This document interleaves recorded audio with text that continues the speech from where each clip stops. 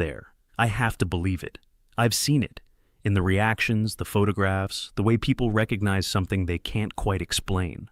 Audrey Hepburn was the definition of elegance. To the world, her life looked like a fairy tale.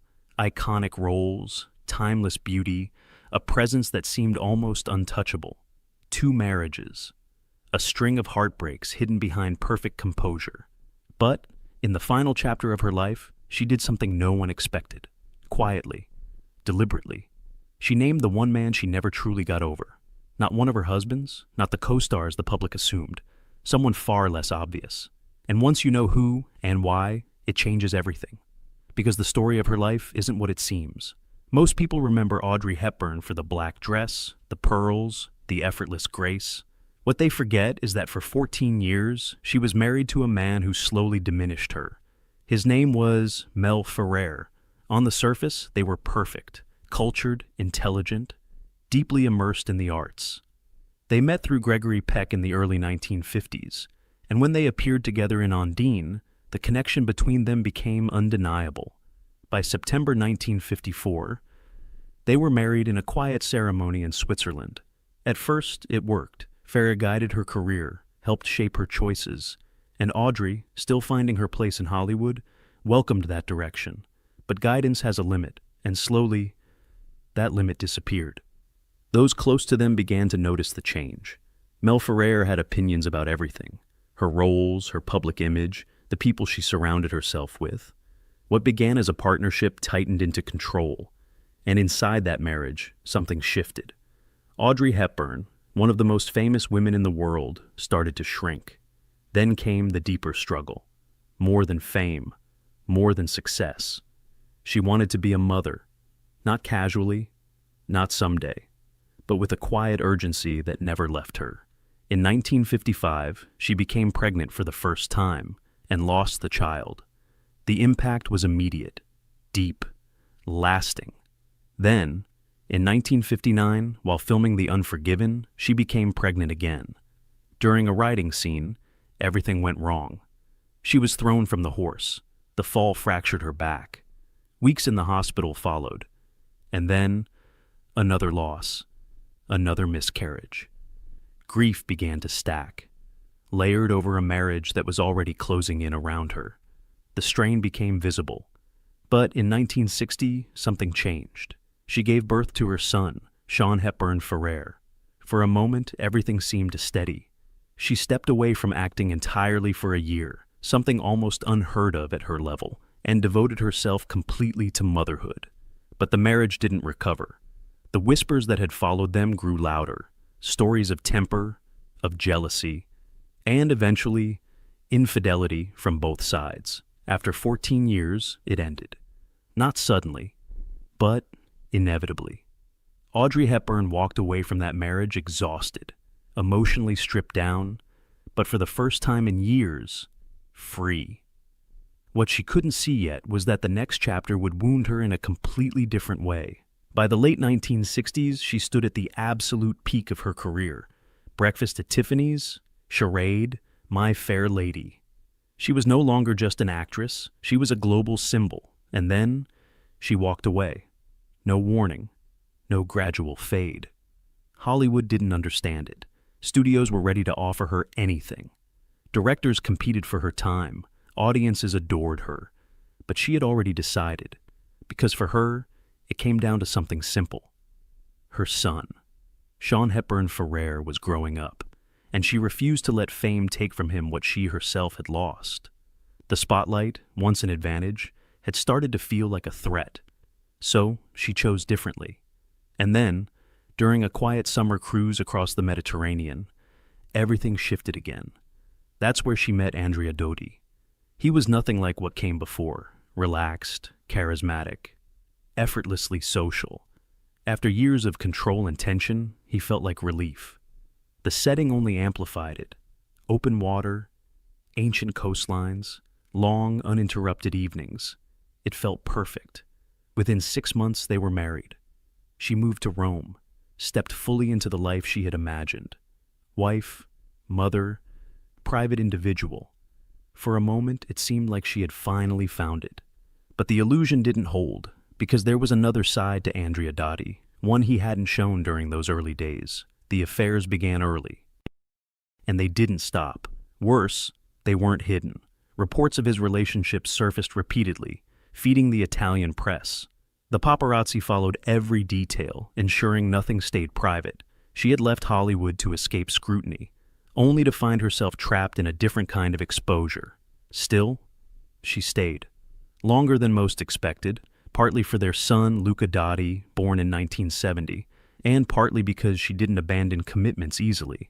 But there is a limit, and eventually, the weight of repeated betrayal and the complete absence of privacy made the situation impossible to sustain. When the marriage ended, she didn't speak about it publicly. That was never her way, but those close to her saw the change. She became more guarded than ever before. 2 marriages, 2 entirely different kinds of heartbreak, and beneath both of them, something deeper. A pattern that didn't begin with Mel Ferrer or Andrea Dotti. It began much earlier. Audrey Hepburn was born in Brussels in 1929. Her childhood was unstable, constantly shifting between cities, London, Arnhem, following the path of her father, Joseph Rustin. By a young age, she spoke 6 languages. From the outside, it looked refined, privileged, almost ideal, but underneath something far more complex was unfolding. Both of her parents had openly supported the Nazi regime in the 1930s. Not quietly, not passively. They traveled to Germany, attended rallies, publicly aligned themselves with its ideology, and that reality would leave a mark far deeper than anyone could see at the time. Next, in 1935, her father left the family. He became so engrossed in fascist ideas that he totally abandoned Audrey and her mother and moved to London. He did this because he was so obsessed with fascist politics. She had reached the age of 6. She started to view that desertion as the most significant emotional wound of her entire life. It would be years later when she would say it herself. Over the time that she was sent to boarding school in Kent, she observed other youngsters visiting their families over the holidays. And she waited.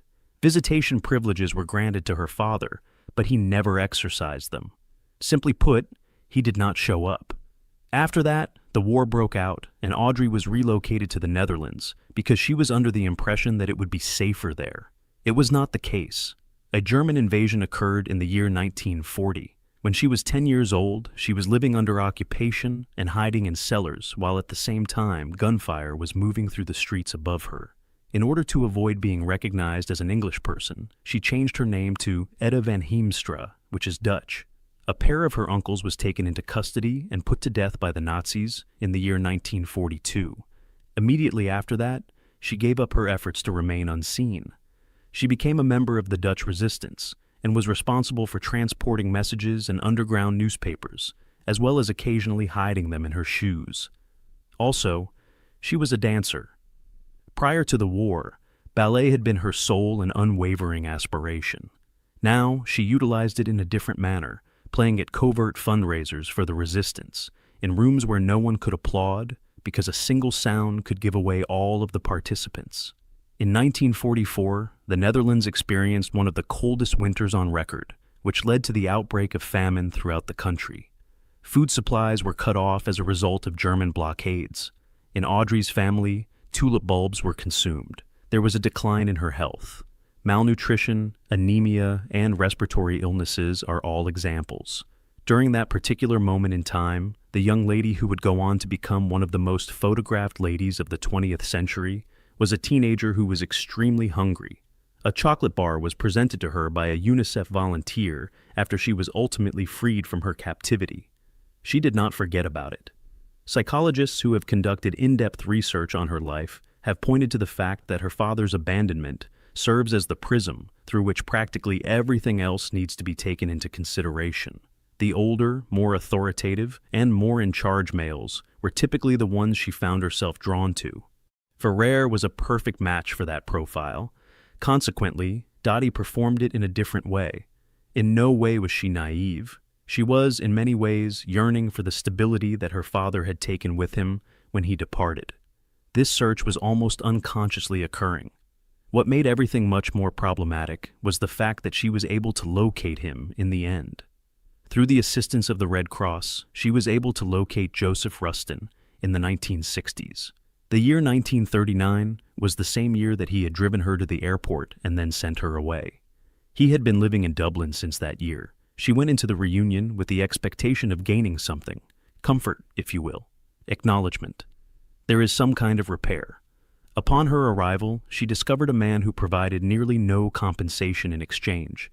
He was unapproachable and uninterested. The reconciliation that she had envisioned for decades and carried with her in her thoughts did not just take place. She did not hold it against him. In addition to that, she provided him with financial support throughout the entirety of his life. This particular aspect of Audrey Hepburn's life speaks more about her than practically any picture she has ever directed.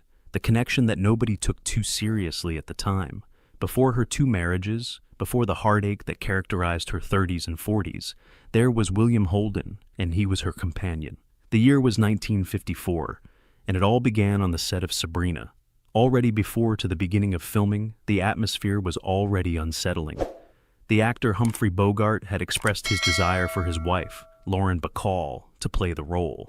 In addition, he did not attempt to conceal his irritation when the studio decided to go with Audrey instead.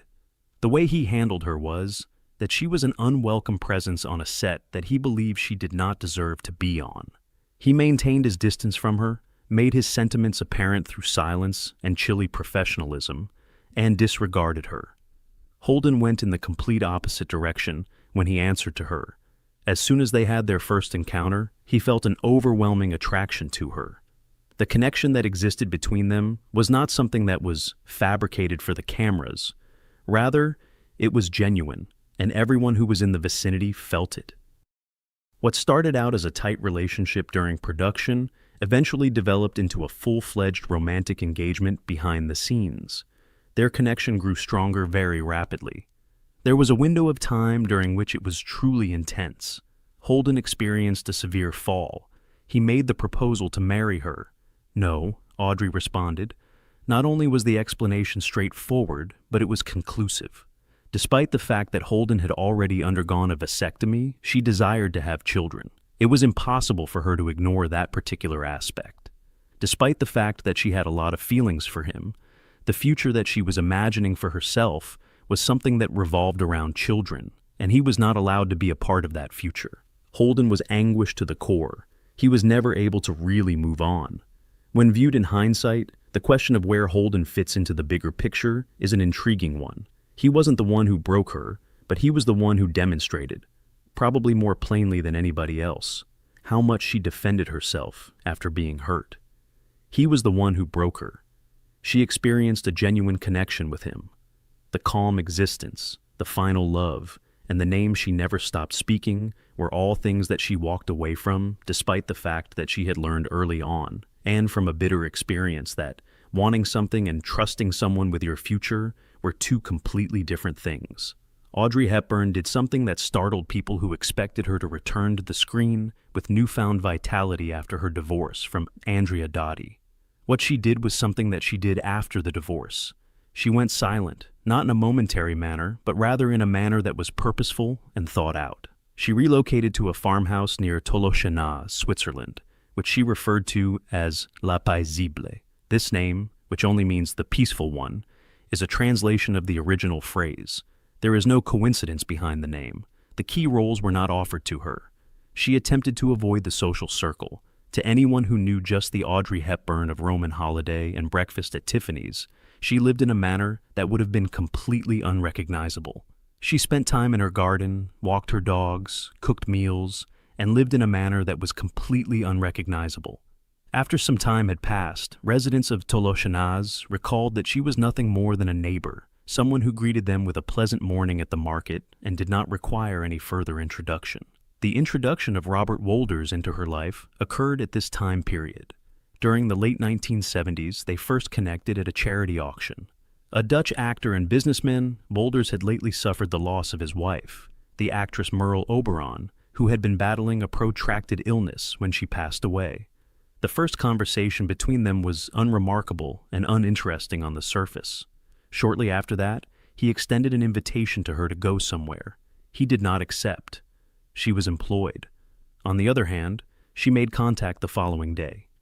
They should get together for a drink, she said.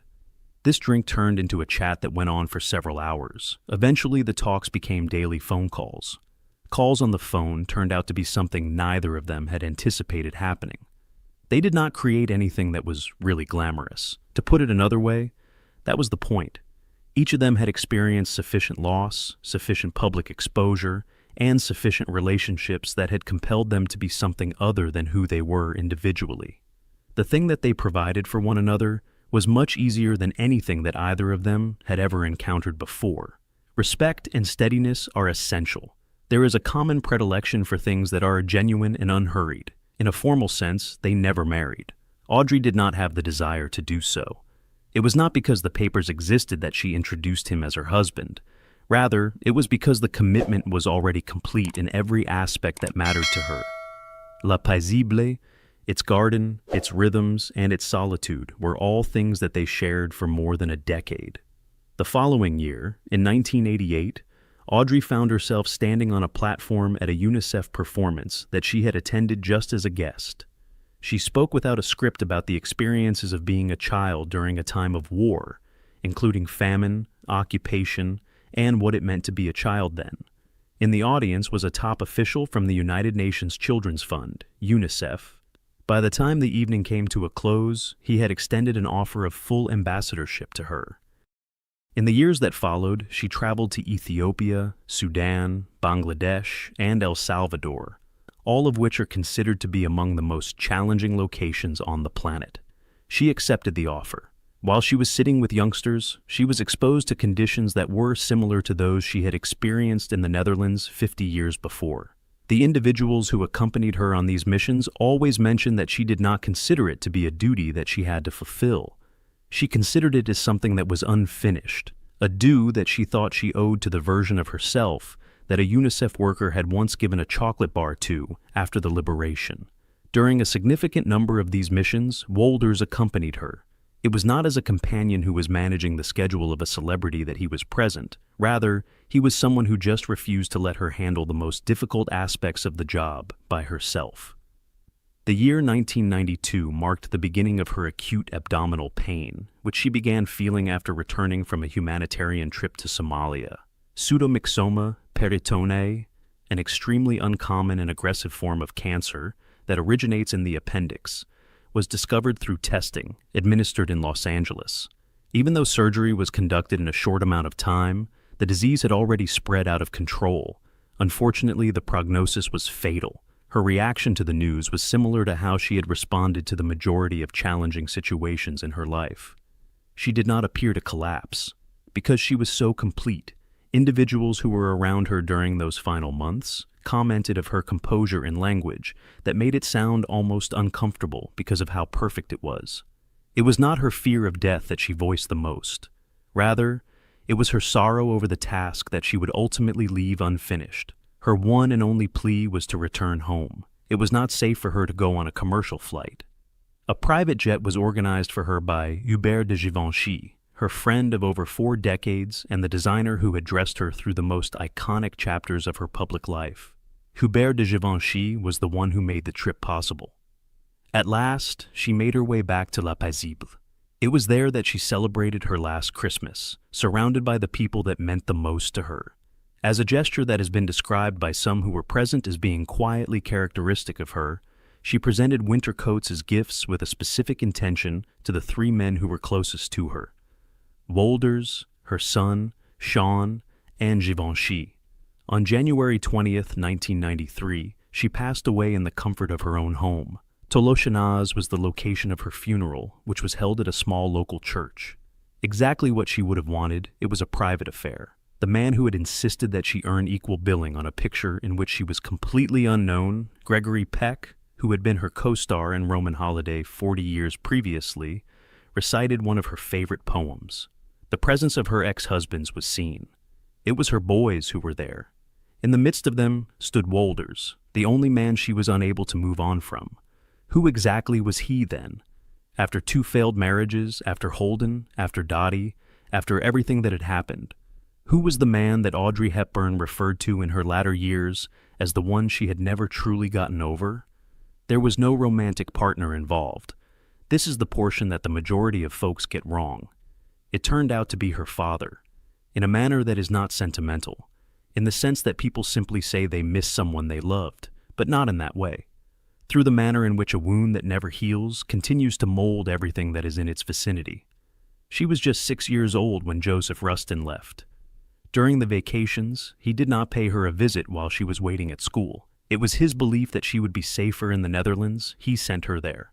Moreover, he was nowhere to be found when she arrived in the heart of a conflict zone. Decades later, when she sought him out through the Red Cross and discovered that he was living quietly in Dublin, he responded to the reunion with a disregard for the occasion. Her entire emotional mythology revolved around a man who, when she eventually stood in front of him, had absolutely nothing to offer her. She had created her entire emotional mythology around him. Also, she continued to forgive him. They continued to send money, but she continued to carry him. In the interviews that were recorded during the last years of her life, Audrey repeatedly referred to him with a consistency that many who were familiar with her considered to be remarkable, not with a sour disposition. She was not designed to harbor ongoing resentment. Rather, she was born with a sense of unsolved curiosity. What exactly was he contemplating at that moment? Was he ever able to experience the absence in the same way that she had? Whether or not there was anything within him that simply could not be stated, it was simply not possible to convey it. The response she received was never satisfactory. Before he passed away, he did not give hers. The individuals who have conducted in-depth research on her life, such as the biographers who were permitted access to personal letters and the recollections of others who were close to her in Switzerland, have argued that every significant romantic decision she made can be traced back to that initial absence. The older guys, the figures of authority, and the willingness to remain in partnerships far after they had ceased working were the ones who stood out during this time. In addition, the manner in which she devoted her final years to UNICEF, more specifically to children who were in a state of crisis and children who had lost the institutions on which they relied, carried the form of something that was deeply personal. In one of her later interviews, she expressed her belief that the sensation of being loved is the best thing that a parent could leave for their children. This is one of the statements that has been spoken the most frequently. Despite the fact that it was a straightforward assertion, it was also something more, considering everything that she had been through and everything that she had spent her entire life looking for. The thing that she had needed the most but had received the least of was this. In addition, she devoted the remainder of her life to giving it to other people by way of her work, her parenting, and finally her involvement in humanitarian missions. Robert Wolders, who knew Audrey better than virtually anybody else during her final decade, stated after the fact that the thing that impressed him the most about Audrey was not her gorgeous appearance or her extraordinary abilities. It was not the kind of forgiveness that is simple to forgive, the kind that asks you to continue loving someone who showed you absolutely no reason to do so. It was her capacity for forgiveness. It was impossible for her to cease loving her father. On the other hand, she never ceased weeping for him. This paradox, that long-standing unresolved sadness for the first man who was intended to stay, is possibly the most accurate statement that anyone has ever made about who Audrey Hepburn truly was. I think we missed the turn. So, you're not asking where we're going? I thought we were lost. We are just lost on the way to Cartech to buy paddle tires. That's how it starts. Not with a plan, not with a script. Just confusion, noise, and a car that probably shouldn't be moving at all. Mike Finnegan didn't come from Hollywood. No agent, no publicist, no carefully crafted image. Just oil-stained hands, a camera, and machines that looked one breakdown away from disaster. For more than a decade, he became the raw, unfiltered core of Roadkill, a show that felt real in a way almost nothing else did. And then, it was gone. No farewell, no final season, no explanation, just silence. So what actually happened? And what came after? To understand that, you have to go back to the beginning. Because Roadkill was never supposed to exist. It's 2012, before streaming wars, before polished content dominated everything. YouTube was still chaotic, unpredictable, mostly teenagers filming in bedrooms. And inside Hot Rod magazine, two editors decided to do something almost laughably simple. Mike Finnegan and David Freiberger. The idea? Drive to El Paso. Buy a junk car for $1,500 or less. Make it barely functional. Then drive it all the way back to Los Angeles. And before even getting home, sell it on eBay Motors. That was it. No script, no budget, no safety net. Just two guys, a camera, and a vehicle that had absolutely no business being on a freeway. They uploaded it. And something strange happened. Not instant virality. Not explosive fame. Something slower. Stronger. People connected to it. Real mechanics. Garage builders. Anyone who had ever spent hours fixing something that refused to cooperate. They watched and recognized it. Because nothing about it was fake. No perfect lighting, no spotless workbenches, no miracle fixes in 30 minutes. Things broke, mistakes happened, arguments, laughter, improvisation, it all stayed in. And the camera never looked away. Word spread. And then came the moment that changed everything. Someone at Hot Rod Magazine said the words that turn accidents into legends. You've got a show, name it, do it every month, go. Just like that. A random road trip became a series. A $1,500 gamble became a phenomenon. And roadkill was born. The name wasn't subtle. These were cars the world had already given up on. Dead, finished, written off. Roadkill. And Mike Finnegan and David Freiberger made it their mission to ignore every sensible rule in the book. But that raises a bigger question. Who was Mike Finnegan before all of this? Where did he come from? Because the answer isn't simple, and it explains everything. But first, you need to understand what roadkill actually became. 13 seasons. In an industry where shows disappear after 2 or 3 seasons for missing the right metrics, roadkill didn't just survive, it refused to stop. Because it delivered something no one else was willing to, and an honesty. While other car shows were polished to perfection, engines swapped overnight, paint jobs magically flawless, mechanics somehow never bleeding or struggling, roadkill tore that illusion apart. It didn't hide the failures, it ran on them. Transmissions exploded in the middle of highways. Engines that were fixed started leaking again 30 miles later. Plans collapsed in real time, and instead of cutting away, they kept filming, pulled over, opened the hood, crawled under the car in random parking lots, solved problems on the fly. That wasn't a flaw. That was the identity. Failure wasn't something to avoid. It was the entire point. Some of the most unforgettable moments came from cars that should never have survived in the first place. The Ratsun, a chaotic fusion of a Datsun 2 4OZ and a Chevy Vi 8, loud, unstable, and somehow unstoppable. The Vet Cart, a stripped-down Corvette turned into something barely recognizable, racing across a track while they held on like it might fall apart at any second. The Chevrolet Monte Carlo, limping its way to Vegas on a hydraulic suspension that seemed determined to sink it into the road. These weren't stunts. They were survival stories. And at the center of all of it was Mike Finnegan. Not polished, not scripted, real. He had that rare balance, charismatic without trying, knowledgeable without talking down, funny without forcing it. He yelled at cars when they deserved it, celebrated wins that looked small but weren't. What you saw was exactly who he was.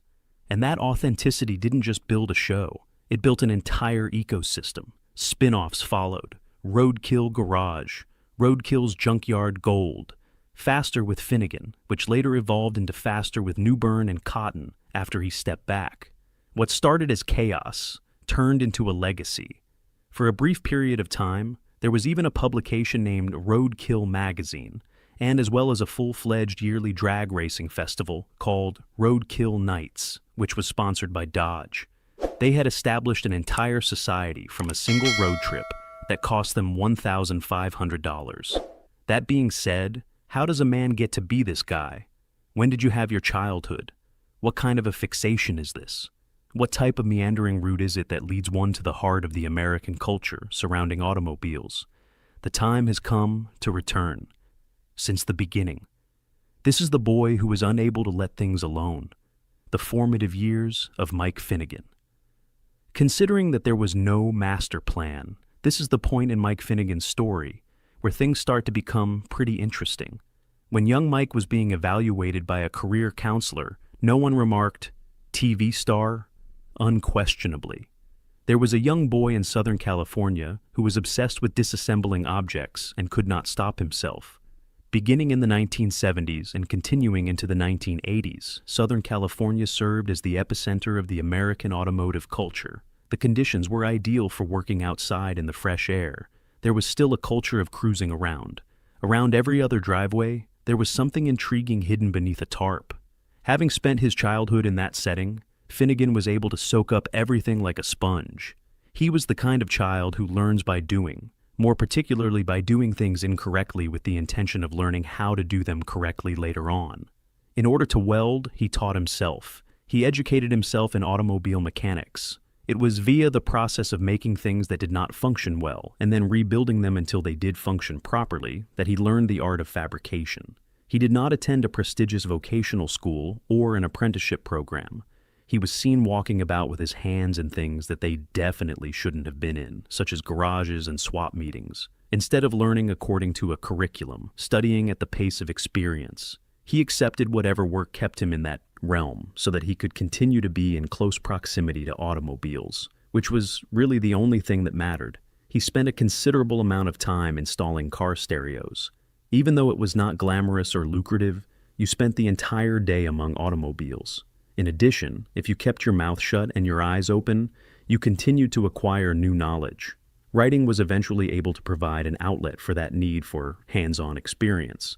The kind of specialized journals that serious builders truly appreciated, such as automobile technical magazines, small trucking magazines, and drag boat magazines, allowed Finnegan to begin contributing to these publications. The glossy lifestyle stuff is not included. The true technical in-depth examinations on how to construct an engine.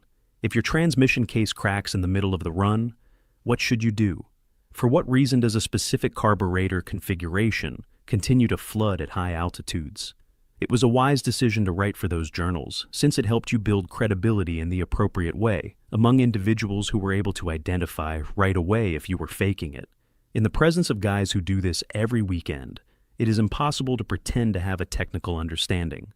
Additionally, Finnegan was not acting in any way. It was because he had actually done what he was talking about that he was able to know what he was talking about. Because of his credentials, he was able to get access to the doors of Motor Trend, where he soon found himself working as a technical staff editor for Hot Rod magazine. It was in the corridors of one of the most illustrious automobile periodicals in the United States of America that he had the opportunity to meet David Freiberger, and it was then that the two of them began to formulate the concept that would alter the course of both of their lives. On the other hand, knowing how everything began and knowing how everything changed over time are two quite different things. Because Mike Finnegan had quietly developed his own empire halfway between a YouTube video and a run of 167 episodes, he decided to take a different approach, a decision that would prove to be the most significant action he had ever taken in his life.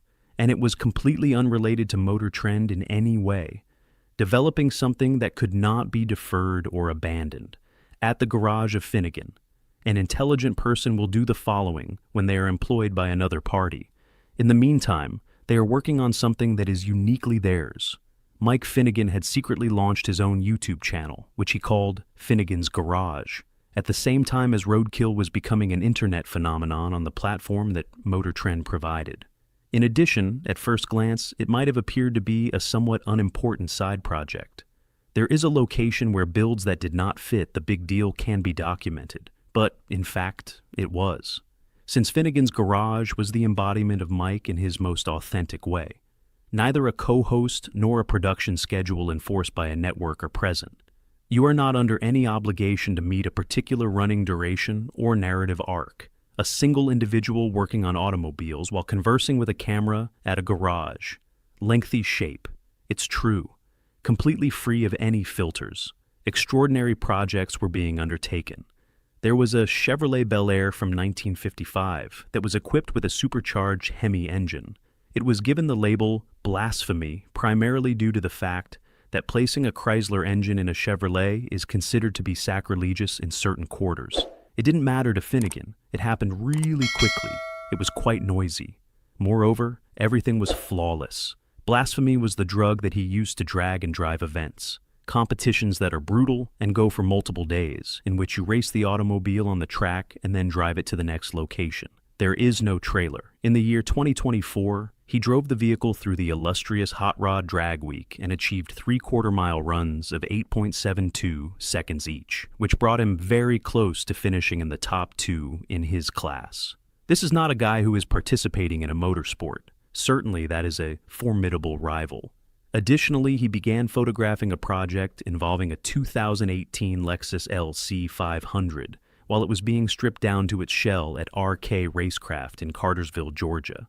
The project involved transforming the vehicle into a tube chassis, small tire drag monster, as well as a 1961 Cadillac Coupe de Ville, which he has been meticulously resurrecting from the dead by cutting, bending, and hand-forming new floor panels out of sheet metal whenever he was unable to get replacements.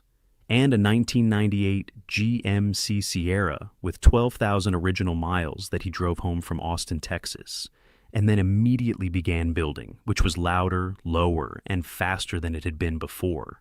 By the year 2024, Finnegan's garage had developed into a very large platform with over 800,000 followers on Instagram alone.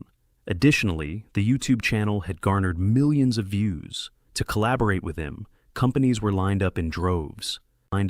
Because the partnership had developed from a single-hand truck into a whole product line branded under Finnegan's name, B&P Manufacturing in Cadillac, Michigan, constructed a drag-and-drive trailer for him to use during Sick Week 2025.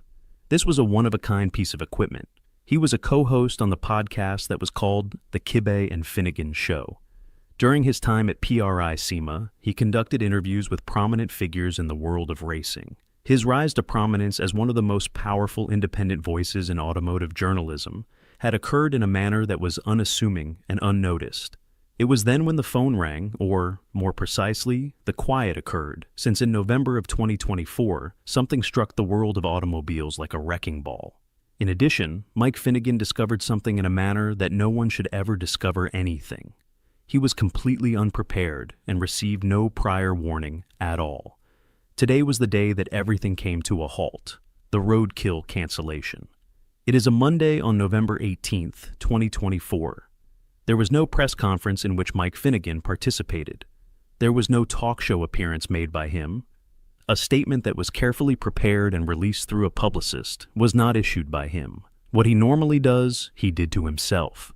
At that moment, he went to his Reddit group and simply revealed the truth to them. In the r/Roadkill Show subreddit, he reopened a thread that had been there for 2 years and typed in a straightforward and uncomplicated manner. I have just found out that it is finished. The remainder of the post was succinct and catastrophic in nature. It had only been a few weeks after the conclusion of filming for the 13th season when he found out that there would never be any further episodes. The production business known as Motor Trend Productions, which was responsible for the creation of Roadkill and all of its spin-offs, was about to fully shut down. He was not provided with any particular explanation. Neither he nor anyone else knew who held the intellectual property of the Roadkill. There was no one he could even seek for help.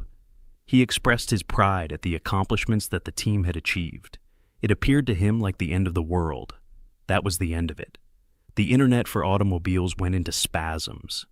Those viewers who had been following the show since 2012 were overjoyed. Sadly, Roadkill Garage has vanished, Cotton had left, and Newbern was moving at a faster pace.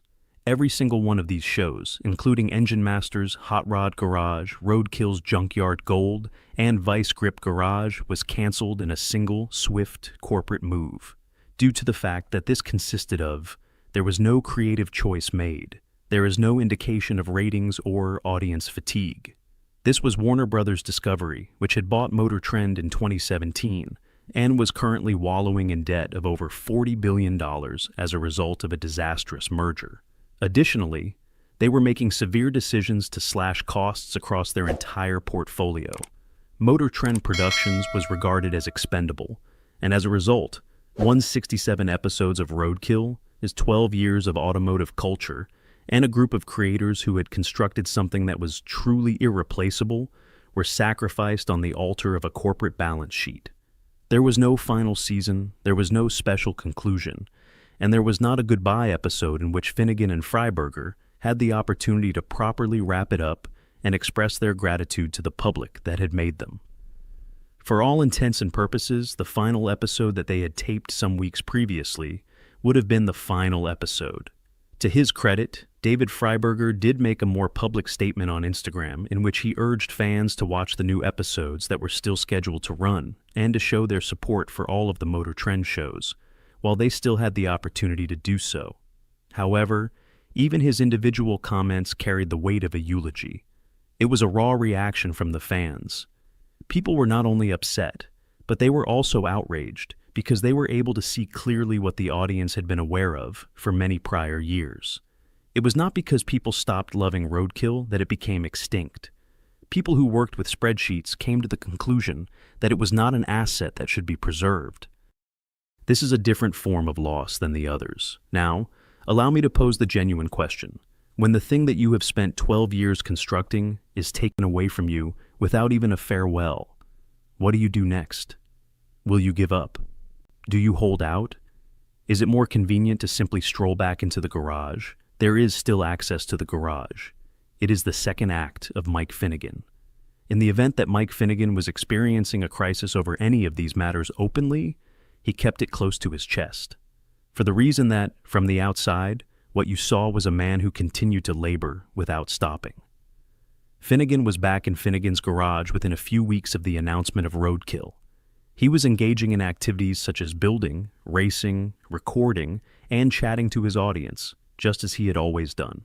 Due to the fact that Warner Brothers Discovery has never been able to comprehend this particular aspect, it was not his platform that they had taken. They were putting on a show. These two things are not the same thing at all. It continued to play on the station, the 282nd and 29th episodes as well. An unveiling of the mystery drag and drive project car that has been teased for a long time. A substantially constructed vehicle that is equipped with a 400 cubic inch LS engine that was created by Ace Racing Engines and is capable of achieving quarter-mile times of 6 seconds at speeds exceeding 200 miles per hour. A 328th episode. This is a live broadcast from the 2024 PRY show in Indianapolis, where Finnegan toured the floor, conducted interviews, and delivered the kind of content that reminded everyone why they followed him in the first place. Early in the year 2025, he was working tirelessly to get Blasphemy ready for Sick Week, a severe winter drag and drive competition that took place over the course of 5 days and encompassed 4 tracks, 2 states, and more than 800 miles. In the previous year, the vehicle had successfully completed Hot Rod Drag Week, but the engine needed to be sent back to Harrell Engine and Dyno in Mooresville, North Carolina for a thorough examination. This was necessary because a severe misfire had caused his drag week drive to be terminated before the finish line. A new blower will be updated, safety features will be improved, and the front suspension will be changed from a solid axle setup to an A-arm suspension for improved handling at high speeds. Joe Cole, who was back, and David Newbern, who was a new co-driver, made their way over to join him. He went to the SEMA 2024 convention in Las Vegas and displayed his customized OBS GMC Sierra. This was the vehicle that he had been developing on expressly for the show floor, and it featured a RideTech coilover conversion on both the front and rear of the vehicle. As a way of paying tribute to a drag strip that had held its final race in 2005, he traveled to Georgia and visited other famous drag strip locations. The kind of difficulty that he solves on a Tuesday afternoon is exactly the kind of problem that he explored warehouses full of rare equipment, launched new project cars, and assembled floor panels by hand in a 1961 Cadillac. More and more people are joining the ranks. There has been a steady stream of sponsors. Due to the fact that they were never following the Motor Trend logo, the audience, which is the same audience that fell in love with a road trip that cost $1,500 in 2012, has followed him right into the post-roadkill period without missing a beat. It was Mike Finnegan who they were following. That, in and of itself, is the most significant lesson that can be learned from this entire narrative. Build something that is yours, not something that belongs to a network or a streaming platform, and not something that belongs to a corporation that can be purchased by a larger corporation, which can then be purchased by an even larger business with even more power. This is not something that can be taken away from you by a balance sheet. Authenticity is something that is genuine, unperformed, and earned with filthy hands. Despite the fact that roadkill has been eliminated, the garage door is still open, the engine is still operating, and Mike Finnegan is still precisely the same person he has always been. A young person from Southern California who never stopped disassembling things and figuring out how to put them back together in a way that was superior to how they were before. And to tell you the truth, that is a story that can continue on without the assistance of a network. Mike Finnegan did not require Motor Trend in order to become the person he is today. He was essential to this great constructor does. He remained silent. After examining the damage, he determined what there was that was still worth preserving. And then he went back to work. You now have a better understanding of what you have been missing out on if you have been sleeping on Finnegan's garage. The ads felt almost too precise, eerily tailored to a life that hadn't even been lived yet. Beautiful interiors, quiet spaces, soft light, images that seemed to whisper, "You could start over here." But this wasn't a move driven by some romantic escape. He didn't head for the countryside chasing a dream. He went because there was nothing left anchoring him where he was. Jude Harper had done everything right. A real business, a home, stability, the kind of life that looks complete from the outside. And then, in the span of just a few years, it all fractured. Cancer took both of his parents, one after the other. No time to recover, no space to breathe between losses. Where most people would force themselves forward, quietly breaking beneath routine, he made a decision that felt almost unthinkable. He dismantled everything, sold the house, shut down the business, got in his car and drove across Scotland with 9 months of savings and no map for what came next. What he built after that, even he never saw coming. And that's what makes his story hit harder. He wasn't escaping failure. He was walking away from a life that had actually worked. Before everything unraveled, Jude was the founder of Stranded Dye Works, a hand-dyed yarn brand he started around 2015. It began in his parents' kitchen, standing over pots, mixing colors by hand, learning through trial and error. That detail isn't small. That kitchen wasn't just where the business started. It was where his world was rooted. And it belonged to the two people he was about to lose. Over nearly 8 years, he turned that small beginning into something real. A respected name in the fiber arts world, a full studio, a weekly video podcast, a loyal audience. He had structure, he had purpose, he had momentum. But when the people who gave that purpose meaning disappeared, the entire foundation hollowed out overnight. He's described it plainly. The drive that carried him for nearly a decade didn't fade, it vanished. Instantly. What remained was exhaustion, burnout, and a quiet, persistent disconnection from everything he had built. The orders kept coming.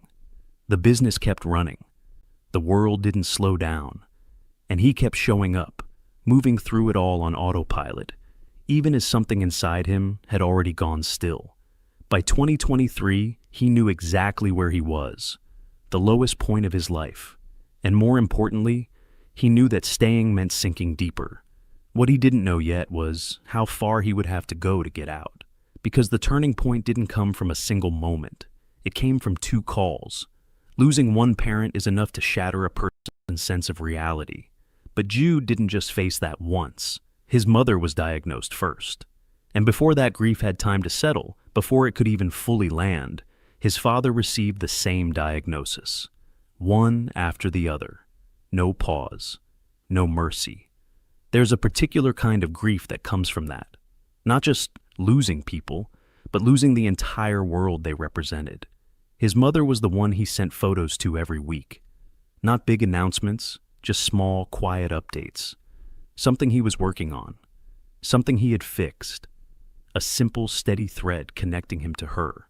And then one day, that thread just stopped. Not by choice. There was simply no one left to receive it. His father was different. A man of tools, worn handles, measured cuts, years of quiet craftsmanship embedded into every object in his shed. Hammers, saws, tapes, things built to last. Those tools would eventually follow Jude somewhere unexpected, somewhere far from the life he had known.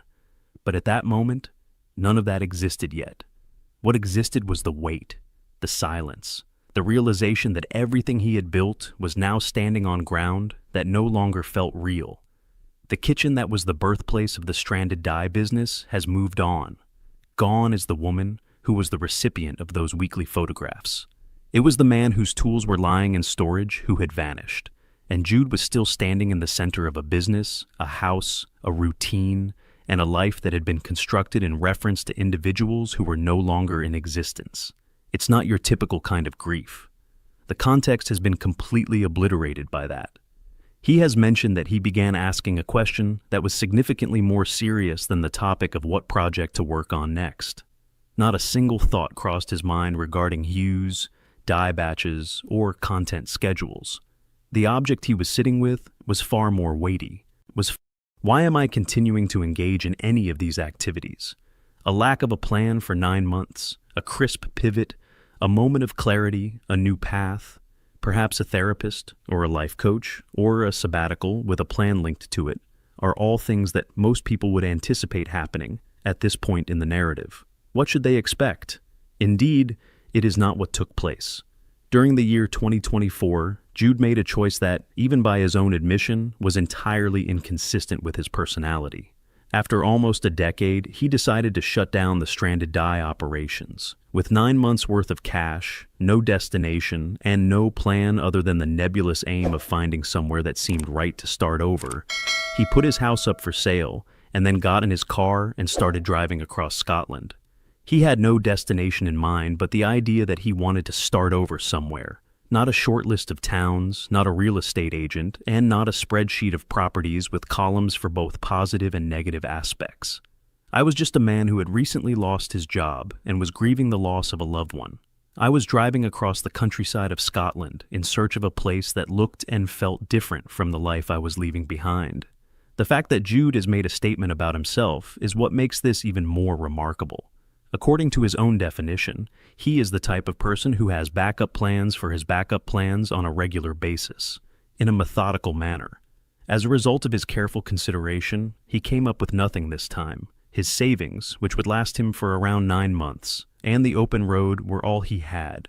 Before something prevented him from moving further, he investigated real estate opportunities in Inverness, on the Isle of Skye, along the west coast, and in a number of other areas of Aberdeenshire. A little stone cottage located in the countryside of Aberdeenshire, with thick walls and low ceilings, an adjoining barn that required significant structural repair, less than an acre of land, receiving water from a well, and receiving heat from a fireplace. The person who lived around the corner from the newcomer was a total stranger who had no idea that the newcomer had just disassembled his entire existence in order to be there. When Jude moved in, he brought with him whatever he could carry and a headload of uncertainty. He characterized it as being both liberating and horrifying at the same time. And in one of the most forthright things he stated about the entire experience, he mentioned that it is simple to remain miserable, since it appears to be the more secure choice to be unpleasant. He went with the more challenging option. The moment he unpacked his belongings, the moment the romanticism came to an end and the reality started, the clock began ticking. Presented here is an illustration of how the story would appear in a more relaxed setting. The man moves to the countryside, where he discovers tranquility, bakes bread by the fire, and forms a morning ritual that is worth photographing. The version in question does not exist. The first several weeks that Jude spent in the cottage were, according to his own statements, quite terrible. It is important to pay attention to the particulars, since this is the point at which the narrative ceases to be motivational and begins to be grounded in reality. He was not familiar with the operation of a septic tank. A private water supply was something he was not familiar with managing. Without a single contact in the region, he lacked any prior expertise with wood-burning heat systems, no prior experience in construction or plumbing, no prior knowledge of rural land management, and no prior experience in the field. Located in the middle of the northeastern region of Scotland, he was completely by himself inside of a structure that was in the process of coming apart around him. During certain evenings, something would fall down the chimney, causing smoke to fill the cabin. Due to the fact that the well ran dry during a dry stretch, he had to rely on bottled water to get through each day. This caused him to go through weeks without having access to running water. For weeks at a period, there can be no hot water. Every time he went outside, he was confronted with additional work that was waiting for him back. A decline was taking place in the barn. The area had become overgrown. In addition, the cottage itself required repair from top to bottom, and his savings were being depleted on a weekly basis, regardless of whether or not anything was fixed. It was the topography that made the sense of isolation more pronounced. The majority of people, when they think of Scotland's rural areas, do not envisage the picturesque highlands that includes Aberdeenshire. It is isolated in a manner that is less cinematic and more calm. Deliveries are more expensive in this area because couriers consider it to be a difficult-to-reach zone. Unlike the West Coast, the roads of the East Coast lack the drama. Only the country, the distance, and the solitude are present. Moreover, throughout those first few weeks, that quiet carried a burden. There were no co-workers that stopped by. There were no informal talks at the office. And there was no background noise made up of a life that was shared with other people. Just the wind, the stone walls, and the gradual awareness that seeking a new beginning and actually surviving one are two very different things are all that are required. He has stated that for around 2 weeks he was under the impression that he had committed the most significant error of his whole life. And the isolation was not merely a matter of convenience. One could not reach anyone by phone. There are no parents, no partners, and no co-workers. Only him, the stone walls, and the utter absence of sound. In spite of the fact that every logical reason to give up was stacked against him, he continued to move forward nonetheless. In that shed that was stuffed with tools, including the hammers, saws, and measuring tapes that had been his father's, Jude had something that no amount of money or preparation could have ever been able to provide for him. Every time he grabbed for one of those instruments, he was also clutching something that had been held by his father, constructing something new using the instruments that belonged to a man who had passed away.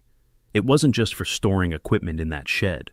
Because of this, it was the closest thing he had to companionship. According to him, what he was doing was rewilding. In addition to the land, he in particular, it was necessary to remove everything in order to discover what was still alive underneath. The camera from which the photographs were replaced. Do you remember those pictures that Jude used to send to his mother every week? The little improvements, the look, and the photographs of what I'm working on are coming soon.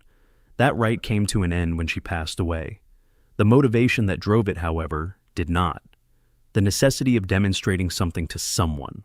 The purpose of this is to share the minor successes, the progress, and the mess that each day brings about. The necessity for that continued to exist. The thing was, it had nowhere to go. Jude then proceeded to grab a camera. The days when he worked at the stranded dye plant, where he produced a weekly video podcast, provided him with some invaluable knowledge. As a result, filming was not completely unfamiliar area. On the other hand, this came with an entirely opposite objective. It wasn't a brand that he was establishing. It was not a product that he was pitching. He was a man who had lost the individuals with whom he had previously filled his life with companionship, in an effort to discover an alternative method of maintaining that impulse.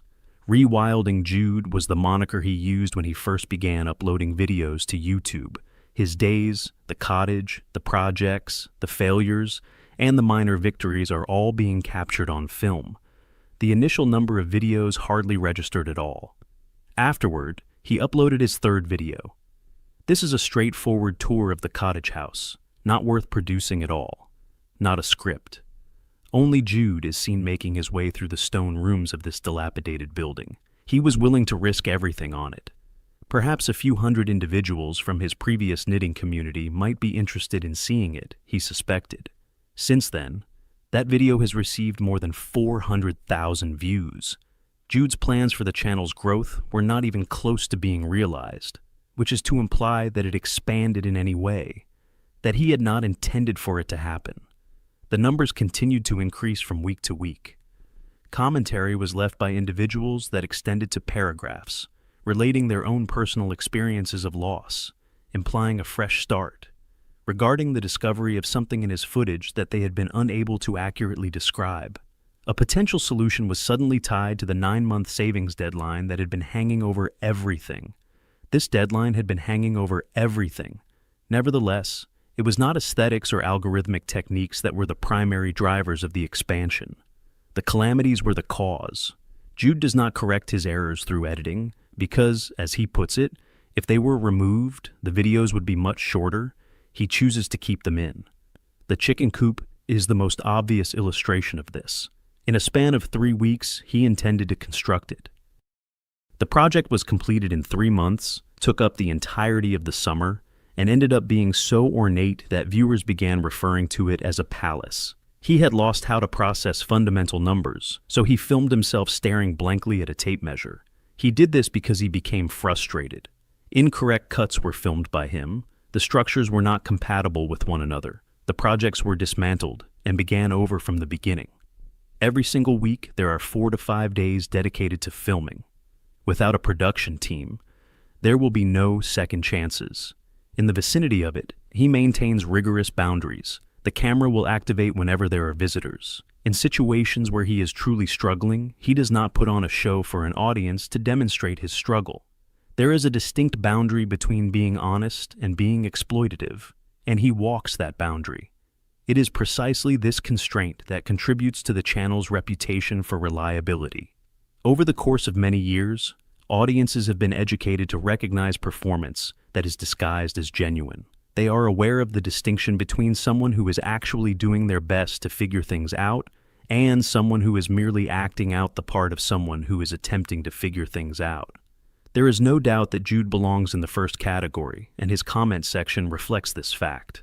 People write about seeing his films while they were ill, while they were grieving their own losses, and when they were going through circumstances in which they needed evidence that it was possible to start anew. The comment area on YouTube is not quite like that at all. A support group that is created around a man and his deteriorating cottage is something that is more similar to that. Rather than the content of the refurbishment, the audience responded to something else. It was the fact that someone on the internet was obviously making an effort, but they were obviously showing that they were not always successful in their endeavors. It turned out that Jude's willingness to appear lost in front of the camera was the most appealing thing he could have contributed in a place that was filled with people who performed and were competent. In reality, what he constructed. In the entirety of the narrative, the chapters titled 4 Hens are among the most unexpectedly significant. Jude took these birds home to that over-engineered 3-month castle of a chicken coop after they had been rescued through the British Hen Welfare Trust, an organization that has rehomed over 1 million commercially farmed chickens across the United Kingdom since 2005. These birds had been on the verge of being slaughtered when Jude brought them home. Prior to this, he had never owned any hens. He was brought through the fundamentals by the trust. When the handover was completed, everything went off without a hitch. However, something occurred that Jude had not anticipated at all. His life was turned upside down by the hens in the most ideal way. Since the move, he has described them as the experience that has brought him the greatest unexpected delight that has come into his life. When you give that some thought, you'll notice that it hits you more forcefully than it probably ought to. A man who has suffered the loss of both of his parents, who traversed the entire nation without any particular destination in mind. When he was standing alone in a cottage that was filled with smoke at 3 in the morning, he pondered whether or not he had ruined his own life. This man is now beginning each day by stepping out to a coop that he constructed with his own hands. He is using the tools that belonged to his father in order to take care of 4 birds that would have perished if he had not been there. A person who was quietly in the middle of his own life gave a second chance to animals and gave them a chance to live again. The number of subscribers for Rewilding Jude has surpassed 150,000, while the total number of views has broken 10 million. The uploading of a new video occurs every Sunday, along with constructing raised garden beds, a hinged hoop house, growing and harvesting vegetables, foraging from the land, and tearing down parts of the cottage and rebuilding them from the ground up. He has carried out all of these activities. In the past, he has prepared meals using food that he had grown himself and started fires using wood that he had cut himself. There are more projects than he can possibly do in a given time frame. Always in need of maintenance is the cottage. Don't worry about that at all. This is the main point. it is important to take a moment to reflect on how much of what Jude had to learn coming from nothing. He did not have any prior expertise in the building industry, gardening, working with cattle or land, or any of the other practical abilities that this life was going to require, and he entered this endeavor without any of these. As he moved along, he was able to figure out everything that he assembled. The raised beds were the result of several unsuccessful attempts. After gaining an understanding of the effects that the Scottish winter has on an exposed garden, the hoop house was constructed. It was all learned on the job, in real time, on video, with the mistakes left in. The food preservation, the foraging, and the firewood were all things that were learned that way. In that regard, there is no quick cut. Simply said, it is a gradual accumulation of competence that is built up via repeated attempts, failures, and subsequent attempts. Mostly due to the fact that this is what becomes apparent when you follow the entire progression of this drama. There was never a significant focus on the cottage in the piece. It was about having something that demanded his presence, something that required his hands, his attention, his ability to solve problems, his patience, something that made him move when sadness had created the feeling that the only alternative available to him was to remain still.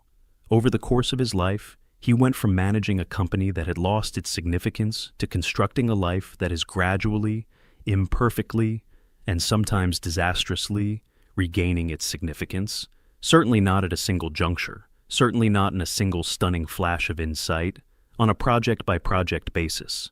Once again, a measurement that is incorrect. At a time, one video for each Sunday. Hens are being saved one at a time. Additionally, he does not miss a single Sunday without picking up the camera. Goes on a stroll through the garden, the coop, and the cottage. Lets everyone know what he has been working on during that particular week, the fixes, the catastrophes, and the insignificant things that went according to plan. It has been viewed by more than 10 million people. Every week, people from all around the world can be seen tuning in to find out what Jude has been up to. On Sundays, Jude continues to upload content. When he sent those photographs to his mother, he was doing essentially the same thing every Sunday. He then continues to do the same thing every Sunday, exposing to another person what he has been working on. He no longer has the individual for whom he developed that habit. The habit, on the other hand, refused to die alone. Just now, it discovered a new address. There is something in that calls for some consideration, mostly due to the fact that the majority of people, when they lose the person for whom they were doing something, quit doing that thing. Neither did Jude. In addition, it is difficult to determine whether this is the result of grief, stubbornness, or simply the way that some people are wired. The following is the topic that actually piques our interest. Are there any activities in your life that you continued to perform even after the person for whom you did them had passed away? Or is it something that you quit doing and think about whether or not you should have continued? I'll let you know in the comments. As a result of the fact that, according to the comments that people leave on Jude's videos on a weekly basis, this is obviously something that a great number of people are keeping to themselves. Bindi is doing better now, stronger, steadier, but not untouched. Travel, something once effortless, has become a quiet challenge she can't ignore. She'll be there next year, they say. She'll stand under the lights again. But for now, she stays behind. And beneath that simple update lies something far heavier than anyone expected. Steve Irwin spent his life shielding his daughter from danger, from chaos, from a world that never stopped watching. Snakes, crocodiles, headlines, he stood between her and all of it. But 20 years after his death, the one thing he couldn't shield her from finally surfaced, and it hit the family in a way no one was prepared to see. Terry Irwin couldn't finish her sentence. Robert Irwin turned away, silent, and the truth Bindi had kept hidden began to press its way into the light.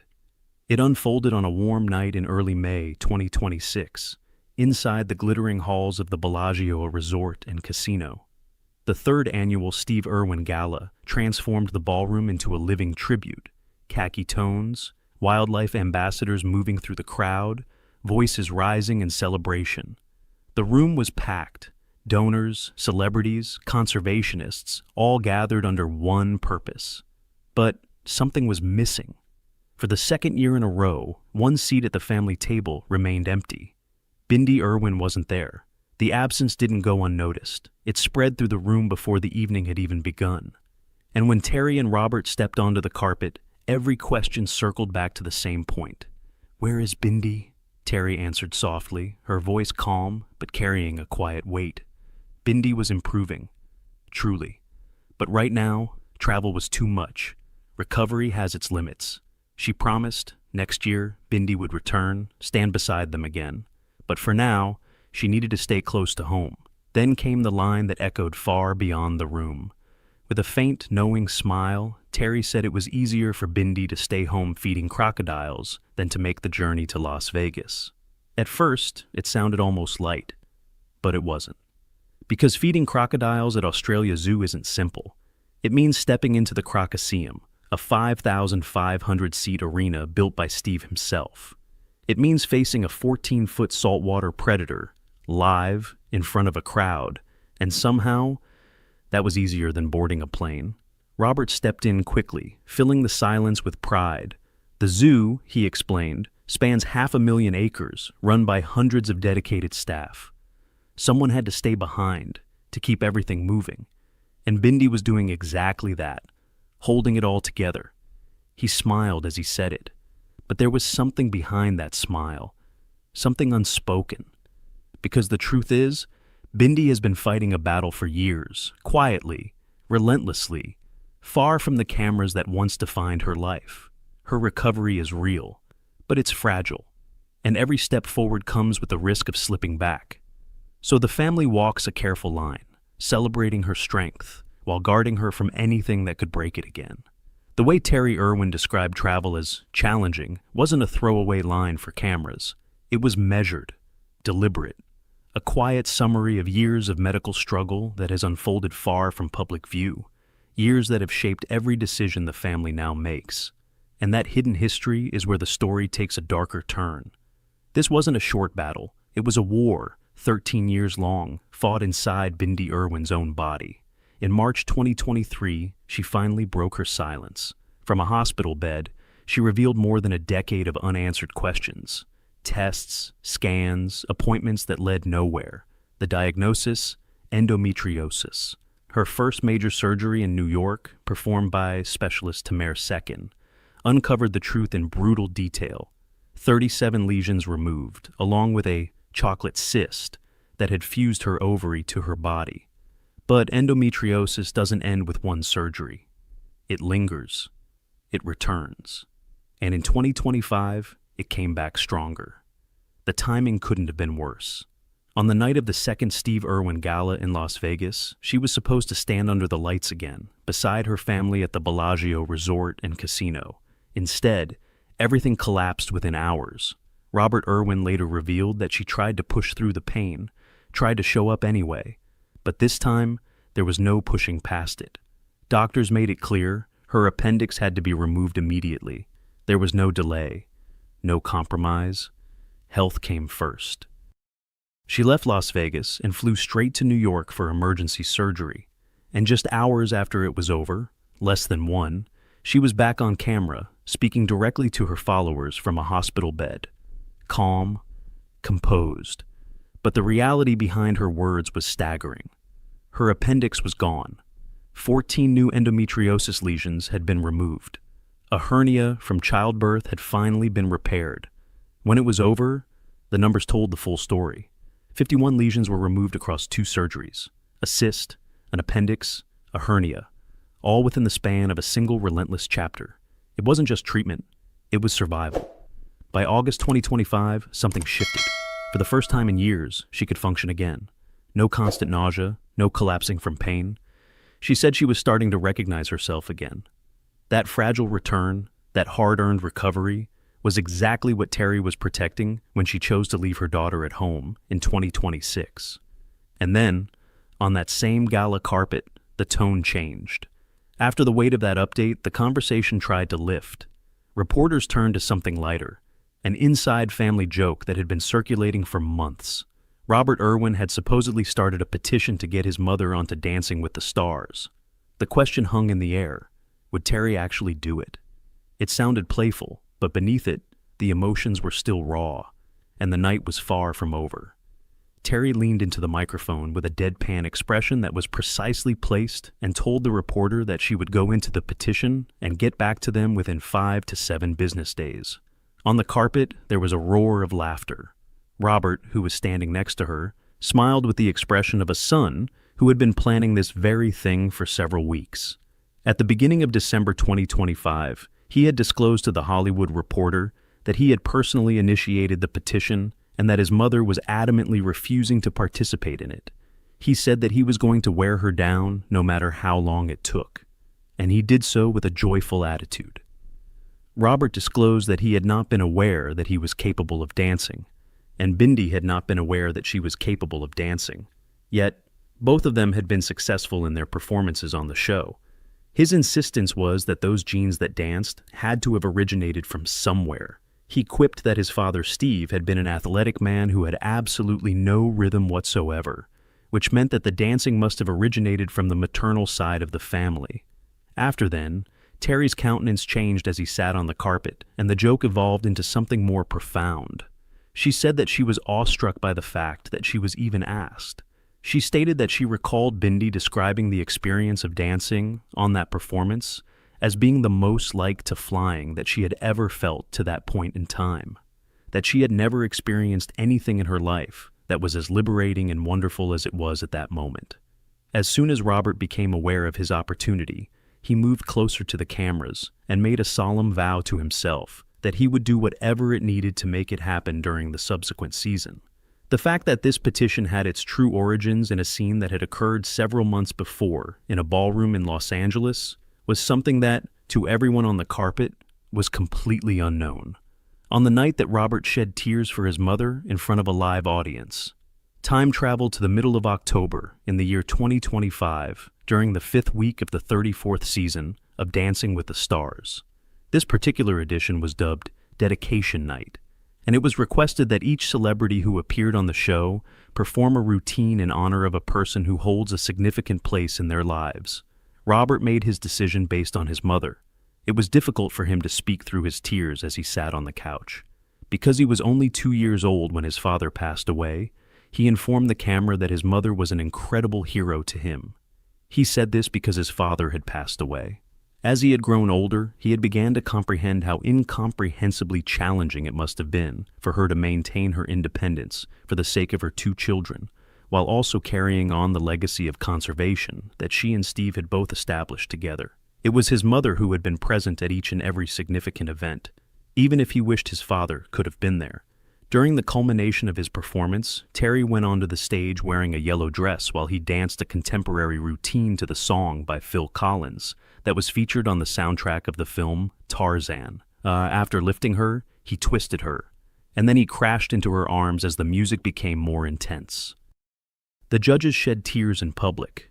Robert was informed by Bruno Tonioli that his father seemed to be smiling and looking down, despite the fact that the score was 35 out of 40.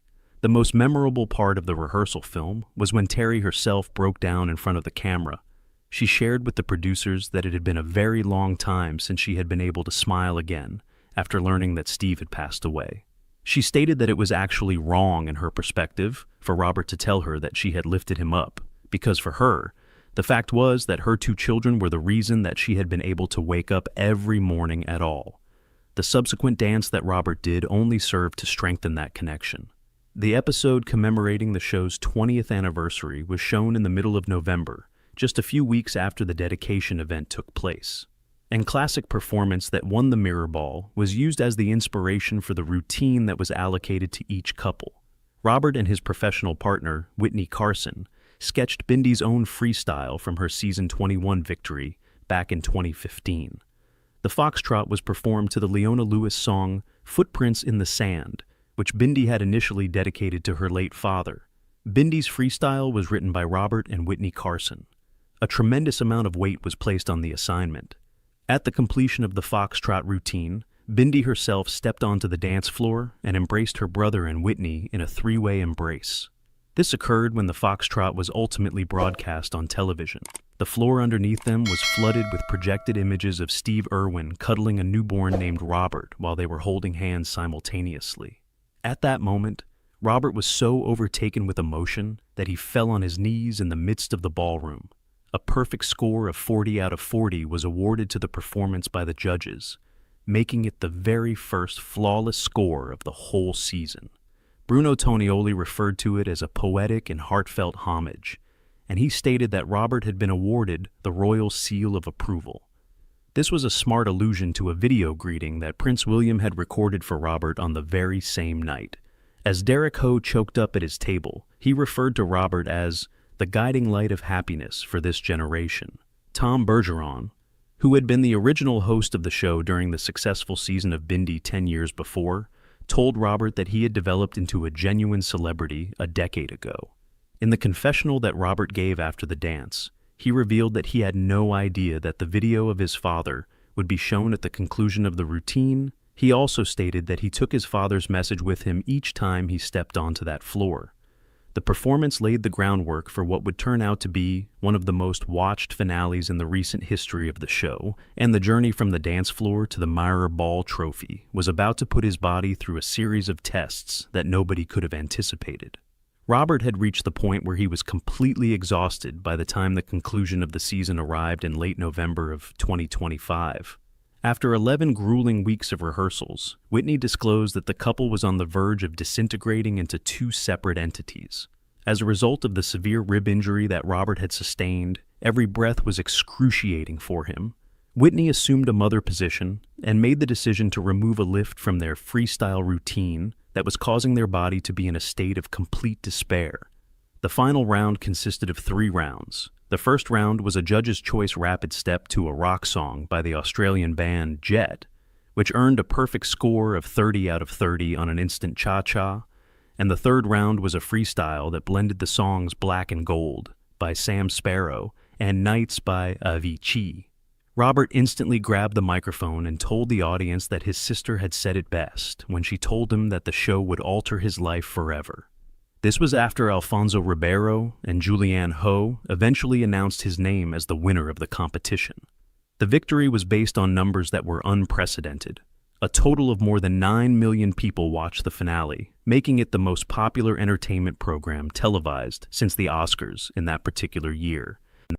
Voting reached 72 million ballots, which is twice as much as the totals from the previous year.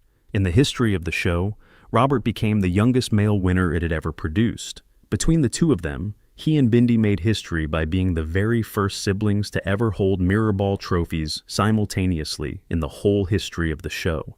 At the time that the announcement was made, there were 4 people in the audience: Terry, Bindi, Chandler Powell, and Grace Warrior, who was 4 years old. With the passage of time, Terry's Instagram post from that evening has evolved into a kind of family scripture for Irwin supporters. She expressed her gratitude to Robert for his enthusiasm and his generous heart, informed Whitney that she was now officially a member of the family, and reminded the world that even a zookeeper could learn how to dance. 4 months later, in the gilded ballroom of the Bellagio, all of that pride would come pouring back out in front of cameras for the very first time.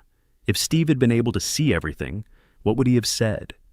The question that has been lingering over the family for 20 years was posed to Robert and Terry by reporters from Access Hollywood while they were walking the red carpet at the Vegas Gala. Could you imagine what Steve Irwin would think if he were able to witness all of this with his own eyes? The response that Terry gave was classic Terry. It was snappy and a little bit snarky. It was her assertion that Steve would be astonished to learn that they were in Vegas of all places. It was brought to her attention that people frequently forget how kind this city actually is. This is due to the fact that the reputation of this city has always been about what occurs here staying here. She stated that the work that was being done in Las Vegas for the purpose of providing relief to those in need and doing conservation has repercussions all over the world. The line that Robert responded with is the one that has been copied and played over and over again on every entertainment website in the entire human race. The fact that a stranger approached him on a daily basis to tell him a tale about how his father had played a role in their lives was something that he found to be rather fascinating. The fact that his father's message was still being felt to this day, 20 years after it was first delivered, demonstrated 2 things at the same time. It demonstrated how his father had been, and continued to be, a very influential and uniting person in his life. This demonstrated the extraordinary strength of character that was required to maintain the continuity of that tradition over the course of all these years. When asked about his strength, he attributed it all to his mother, who was standing next to him. After that, Terry provided the ideal comic punctuation, which not only shattered the mood, but also caused everyone on the carpet to laugh out loud. In her statement to the reporters, she mentioned that the one thing that Robert possessed that Steve did not was a desire to remove his shirt in order to protect wildlife. Nevertheless, the longer arc of pain that the family has borne was hidden behind the joy that was being shared. In his admission, Terry stated that the journey from 2006 to that precise stage had been filled with a great deal of labor and a great deal of sorrow, but that it had also been filled with moments of remarkable happiness. On top of that, there is a certain date that has already been marked on the calendar that will put that joy to the test once more. On top of that, there is a certain date that has already been marked on the calendar that will put that honor to the test once more. A celebration of the anniversary and the crocodile hunter. Just 4 months after the May Gala in Las Vegas, the Irwin family will commemorate the day when Steve Irwin was murdered by a stingray barb at Bat Reef on September 4th, 2006. This event will take place exactly 20 years to the day. The entirety of the conservation community is aware that the anniversary is approaching. The entire family is aware of it. It was earlier in the year that Robert had shared a glimpse of his more profound emotions on that loss on a CNN podcast that was hosted by Anderson Cooper. According to what he shared with Cooper, the moment he is in the middle of nowhere on a crocodile expedition and a kind of warmth wraps itself about him without any prior warning is the moment when he feels the closest to his father. In a rare instance of candor, he differentiated his own sadness from that of his sisters by stating that Bindi had spent a significantly more amount of time with their father than he did, which caused her loss to feel like a stab, while his grief took the form of a blanket that suffocated her. During his very first crocodile study expedition, which took place in northern Australia, he went on to catch a big saltwater crocodile, only to find out that it had been tagged by his own father many years ago. He shared this story with Cooper. This was an undeniable indication that his father was still present with him, as he expressed it. At the conclusion of his remarks at the Vegas Gala, Robert reiterated the same inspirational message that he had sent on the dance floor and at every public event that had taken place since the victory. According to him, preserving that spirit of enthusiasm and optimism, as well as generosity and conservation, was not only a privilege for him personally, but it was also something that he considered to be of the utmost importance for the subsequent generation. On a quiet Wednesday morning in Los Angeles, Paris Jackson, the only daughter of Michael Jackson, walked into court with one goal: answers. At 27, she is no longer just a name tied to a legacy. She is stepping forward, demanding transparency, demanding accountability from those who control her father's estate. But long before this moment, her story was already shaped by something far more complicated. Paris Jackson has blue eyes, pale skin, blonde hair, and yet her father was a black man from Gary who rose from humble beginnings to become the most famous pop star on the planet, before retreating into a final chapter where his appearance changed so drastically that the world struggled to remember who he once was. For most of her life, that contrast wasn't just a curiosity, it was a burden. Public, relentless, unavoidable, and she carried it, often alone. But after Michael Jackson passed away, something began to shift. Slowly, quietly, the people closest to the truth started speaking. And what they revealed didn't just add details, it fractured the narrative entirely. To understand why this moment matters, you have to go back to where the questions first began. Because before the headlines, before the speculation, there was a marriage that never quite made sense. In November 1996 in Sydney, Michael Jackson married Debbie Rowe, quietly, suddenly, without warning. She wasn't a celebrity, not a performer, not part of his world in any visible way. She was a dermatology nurse from Beverly Hills, connected to him through his longtime doctor, Arnold Klein. And from the very beginning, it raised questions. There was no public romance, no visible relationship, no story the media could follow, no build-up, just a wedding that appeared out of nowhere. So what happened? The explanation that surfaced, partly from Debbie Rowe herself, was both simple and deeply human. Michael wanted to be a father, not as a symbol, not as a headline, but in a real, grounded way, away from the stage, away from the noise. And she offered to help. Their son, Prince Jackson, was born in 1997. A year later, in 1998, Paris Jackson was born at a private clinic in Beverly Hills, named, according to those close to the family, after the city where her life began. And from that moment on, the questions never stopped. Michael Jackson was listed as the father on the birth certificates. Under California law, that made it official. He was the legal parent. By the year 2000, the marriage to Debbie Rowe had ended. She signed over full custody, accepted a financial settlement reported at around $8 million, and then she disappeared from the public eye. On the surface, it looked settled. Unconventional, yes, but contained. Michael had his children. Debbie had stepped away. The story, as far as the world knew, was complete. But that version didn't last, because what no one expected was what came next. Within a decade, nearly every person connected to those births would begin saying things that didn't align, statements that contradicted each other, piece by piece. And once it started, it didn't stop. The chain reaction would stretch across nearly 20 years.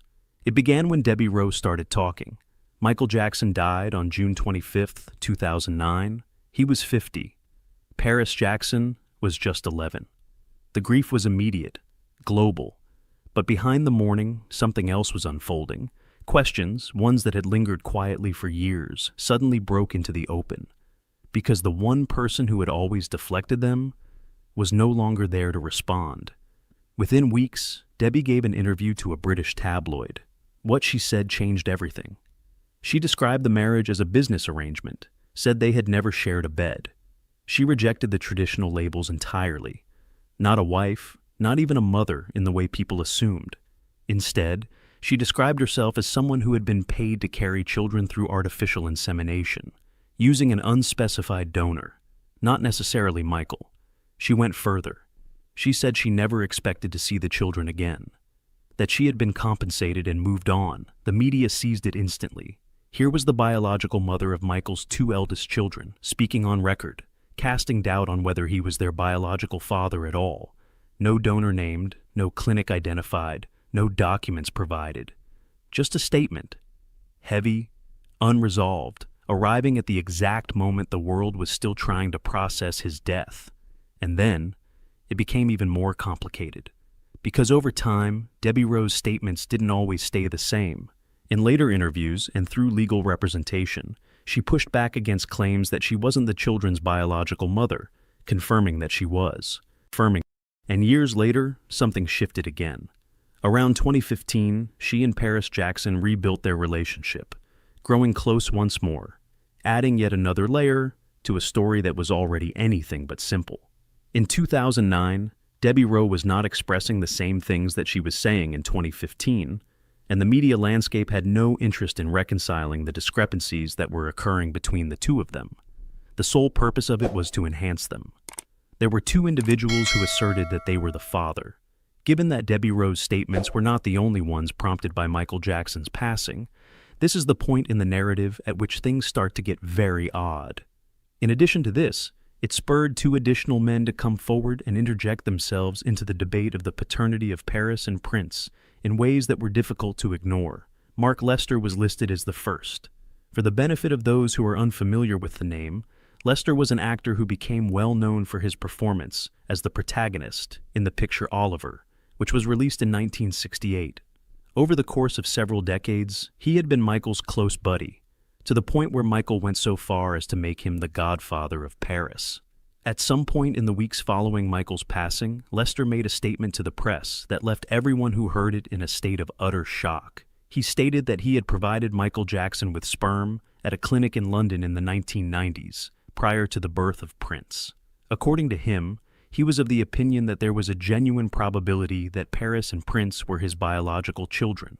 It was interesting to him that images of Paris were shown alongside photographs of his own daughter, Harriet, and he pointed out the similarities between the two. Paternity testing was something he offered to do. It was revealed by him that he wanted to keep in touch with the children, which was the reason he came forward. He was concerned about the manner in which they were being brought up, notably the possibility that Catherine Jackson, who was a Jehovah's Witness, would bring them up in a religion that Michael had not intended for them to be reared in. But regardless of his reasons for making the allegation, it was already public knowledge. It was published in the media. It was connected to a real identity. It was a documented acquaintance with Michael Jackson. And it was a particular account of the events. Despite the fact that no one had yet said the second name out loud, it was already looming over the narrative. Over the course of several decades, Michael Jackson's dermatologist was Dr. Arnold Klein. In addition to that, he was the individual who managed the Beverly Hills clinic where Debbie Rowe was employed. Evidently, the proximity was there. Klein's response to the question of whether or not he was the biological father of Paris and Prince was thoughtful and deliberate when he was interviewed by ABC News in 2009. It was his assertion that, to the best of his knowledge, he was not the father of the child. His statement was that he did not wish to contribute to the rumors. He stated that he had previously contributed sperm to a bank. He didn't make a resolute denial. Due to the fact that the phrase was so exact, it almost encouraged the follow-up questions that it was ostensibly trying to prevent. Then, in the year 2015, Klein published something on social media that rekindled the fire that had been lost. He posted a snapshot of himself and Prince Jackson sitting next to each other, with only the letter H serving as the description for the picture. A few hours later, the post had gone viral. Comparing facial features was the subject of hundreds of articles that appeared. Afterward, the post vanished from view. Screenshots, however, had already been disseminated to every corner of the globe, and the conversation refused to quit. In the latter part of the same year, Klein passed away, taking with him everything that he had genuinely known. Mark Lester, on the other hand, subsequently retracted his assertions, although not completely, but enough to further muddy the waters when it came to the situation. After some time had passed, he stated to interviewers that it was probably more possible that one of Michael's doctors had been the donor than it was that he himself had been the donor. At that point, it was nearly hard to determine who had said what about the question of who had said it. On the other hand, there was nothing but a cloud of contradictory assertions, partial denials, and pointed silences. Paris matures within the context of the rumor. At the same time as all of this was taking place in public, Paris Jackson was maturing emotionally. When her father passed away, she was 11 years old. She was a teenager at the time that the names of Lester and Klein were being published alongside hers in tabloids on 3 different countries. When she was 15 years old, she had already been through a number of significant challenges related to her mental health. After some time had passed, she discussed it with an honesty that made it challenging for people to sit with her. Regarding her struggles with substance misuse at a young age, her experiences with abuse, and the therapeutic institution in Utah that she was sent to, which she later disclosed had subjected pupils to terrible abuses, she discussed all of these topics. That did not take place in a void at any point. At the same time that Paris was dealing with the consequences of the death of her father, she was also being told by the entire media's apparatus of the entertainment industry that it was possible that she was not even his biological daughter. She was viewed as evidence, which meant that her body itself was being utilized as an argument. Her appearance, including her blue eyes and pale skin, was taken into consideration. Every single photograph that was made public was checked. Every interview that she gave was analyzed in order to find hints. While the world was actively discussing whether the most fundamental piece of her identity was real, she was a teenager trying to figure out who she was. She was trying to figure out who she was. The timing of each new wave of supposition was what made the situation even more difficult. At every moment when Paris seemed to be making progress, whether it was finishing school, entering the entertainment industry, or releasing music, another story would arise, another claim would be recycled, and the conversation would lead her back to the same spot where she had started. The cycle fed the media's appetite for the narrative much more than it benefited Paris's ability to live her life. It was a cycle that served the media's taste for the tale. In addition, the majority of the people who were responsible for creating those headlines were not people who knew her, had spoken to her, or had any information that could be validated. They were using images and historical quotes as a basis for their work, and they were using pattern matching to arrive at conclusions that were never their original intention. In addition to that, there was a facet of this that was rarely brought up in direct conversation: the genuine meaning of what it meant for a young woman of mixed race to have her racial identity regarded as a matter of discussion by people she did not know. Paris Jackson had been brought up by Michael Jackson to have an understanding of her background, to be proud of her roots, and to perceive herself as being tied to a lineage and a culture that her outward look did not clearly communicate. And then the world continued to tell her, through the coverage of tabloids, through comment sections, and through viral posts, that her appearance was the only legitimate data point, that what her father told her did not count as evidence, and that she required external validation in order to claim an identity that her own parents had given her. During the year 2017, she gave an interview to Rolling Stone, which she referred to as her initial and last statement regarding the matter. Her statement was neither evasive nor diplomatic, and she was only 18 years old. She made direct eye contact with the person doing the interview and stated unequivocally that Michael Jackson was her father. Her statement was that he had always been and would continue to be. Those who were familiar with Michael informed her that the similarities between the two of them were so striking that it was almost terrifying. Because her father had looked her in the eyes throughout her entire childhood and told her that she was black and that she should be proud of her heritage, she stated that she regarded herself to be black. She acknowledged that she had no reason to disbelieve him. It was brought to her attention that multiracial genetics are not straightforward, that appearance is not a reliable indicator of paternity, and that Wentworth Miller, a well-known actor who was born to a black father and a white mother, appeared to be completely white to others who were unaware of his family history. The reaction was poised, articulate, and quietly devastating all at the same time. And for a season, it was successful. The exchange became less heated, the event that brought everything back to mind, as well as what Paris did after that. However, the cooling did not last. During the year 2023, Paris Jackson made an appearance in the Amazon series Swarm, playing a supporting character. It was a creative decision that was made on purpose, a presentation that was dark and controversial, and there was a lot going on beneath the surface. However, a certain remark that her character delivered drew the internet back into the paternity controversy almost immediately after it was initially brought up. During a conversation with the main character of the show, her character claimed that her father was of black and white descent. The interpretation was instantaneous and easy to understand for anyone who follows Paris's actual life. Comment sections become active. We reshared some of our older articles. The entire subject was brought up once more, as if the interview that took place in 2017 had never taken place. In this instance, Paris did not provide a formal interview in the form of a sit-down interview. On the other hand, she had spent the years that had passed between them constructing something that was more significant than any single statement: a collection of works, a public identity, and a consistent articulation of who she considered herself to be were all elements that she possessed. Music had been released by her. She was transparent about the challenges she faced with her mental health, which allowed her to connect with a large number of people. The abuse that she endured when she was a teenager was something that she had discussed. In her capacity as a working artist and model in her own right, she had walked the runways and featured in advertisements, but not in the capacity of Michael Jackson's daughter. She did not appear as a footnote to her father's legacy when she walked to the runway at Paris Fashion Week in September 2024 for a high-fashion brand. Instead, she represented herself as someone who was forging her own legacy. Those who are close to Paris have discarded as fake the unverified DNA information that was widespread on the internet during this time period. This material included screenshots and alleged documents that were leaked and claimed to reveal the results of genetic tests. There was no reliable source, no laboratory that could be double-checked, and no legal procedure that supported any of it. There was a pattern of content that was generated by artificial intelligence and viral videos of low quality that were formed around a false narrative. The purpose of this pattern was to collect clicks from individuals who already believed the tale to be true.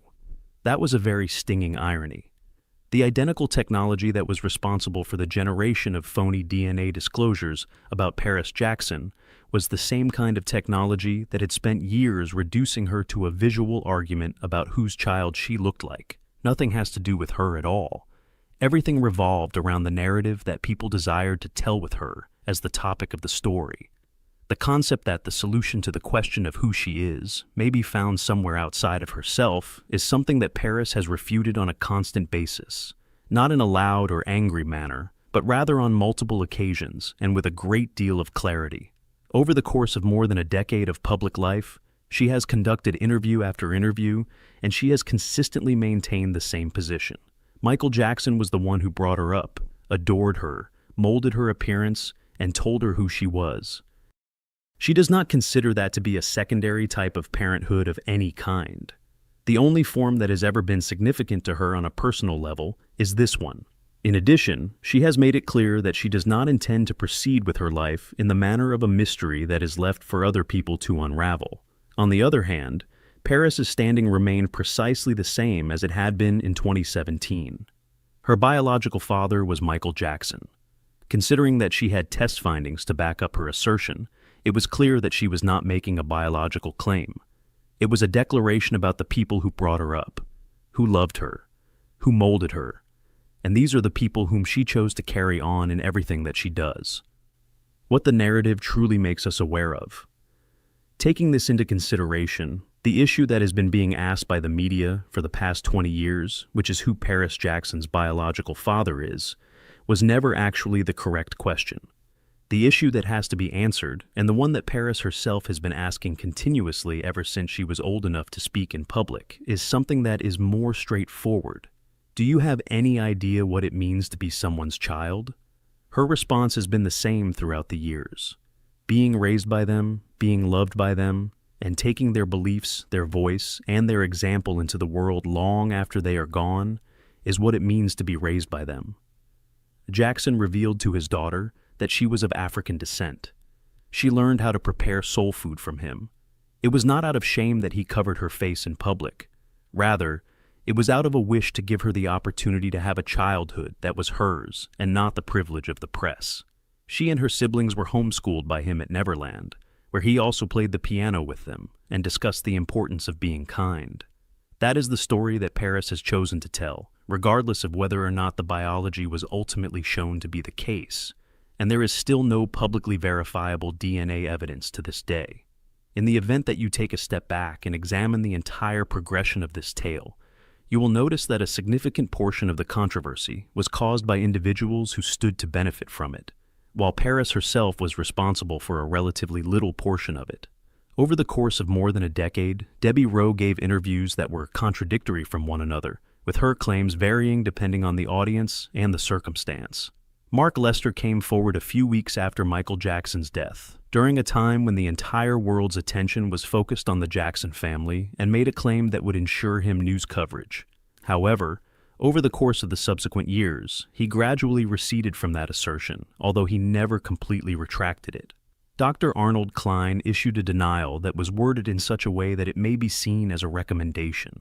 He then posted a social media comparison that was riddled with ambiguity, which he later deleted without providing an explanation. The narrative was kept alive by each and every one of those activities. No one in Paris was the one who started any of them. She was given a scandal that she had no involvement in causing, but she inherited it.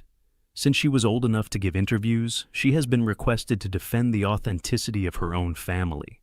This request has been made to her continually. She accomplished this despite the fact that many others would have been unable to do so. Grief, addiction, abuse, public examination of her appearance, and the special agony of having her ethnic identity regarded as a subject for dispute by people who had never known her father and would never meet her were all factors that contributed to her suffering. Her response remained the same throughout the entirety of the situation. She did not say this because she had nothing else to say. Rather, she said it because the answer was accurate and she was aware of it, and no amount of speculation from the tabloids could change that. The story of Paris Jackson is frequently portrayed as if it were a paternity puzzle that is still waiting for a conclusive scientific answer. However, Paris was never the one who framed that. In every instance, it was someone else's. Aside from that, it is difficult to argue that she has not earned the right to tell it on her own terms, considering everything that she has been through in the process of expressing it. The moment she steps onto the street, everything changes. The calls echo, engines roar, and just like that, the switch flips. She's no longer a lady, she's a racer, Focused, relentless, untouchable. Beast mode, no hesitation. She pulled up to the line with wild hair, a stare that could freeze the night, and absolutely zero fear. Then she did what few dared. She beat grown men at their own game. Again and again. The streets gave her a name, the cameras made her famous, and soon she wasn't just racing, she was ruling. But the story didn't stay clean. Crashes came close, too close. Tensions exploded on set with one of the biggest names in the spotlight, and behind the scenes, questions started stacking up, louder every year. What really happened? What wasn't being said? So now, everything gets laid out. No filters, no shortcuts. Because the real story of Precious Cooper, it doesn't just twist. It hits harder than any race she's ever run. Before the chaos, before the spotlight, there was a beginning most people never talk about. And it matters more than anything that came after.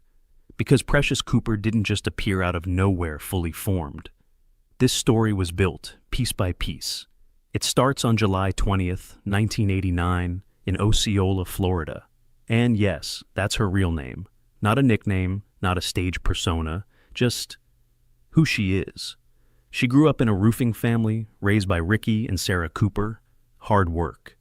Discipline, no shortcuts, no racing legacy waiting for her.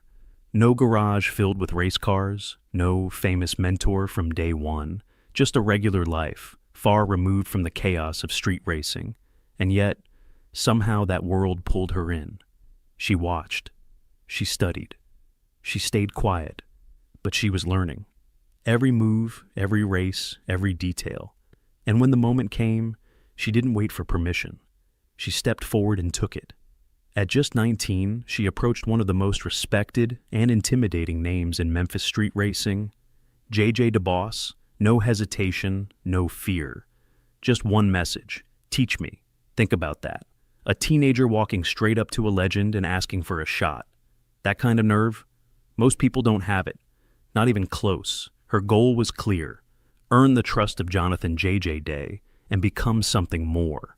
At the time, JJ had just come out after 8 years and 1 month behind bars and was building something new with his crew for a rising show based in Memphis.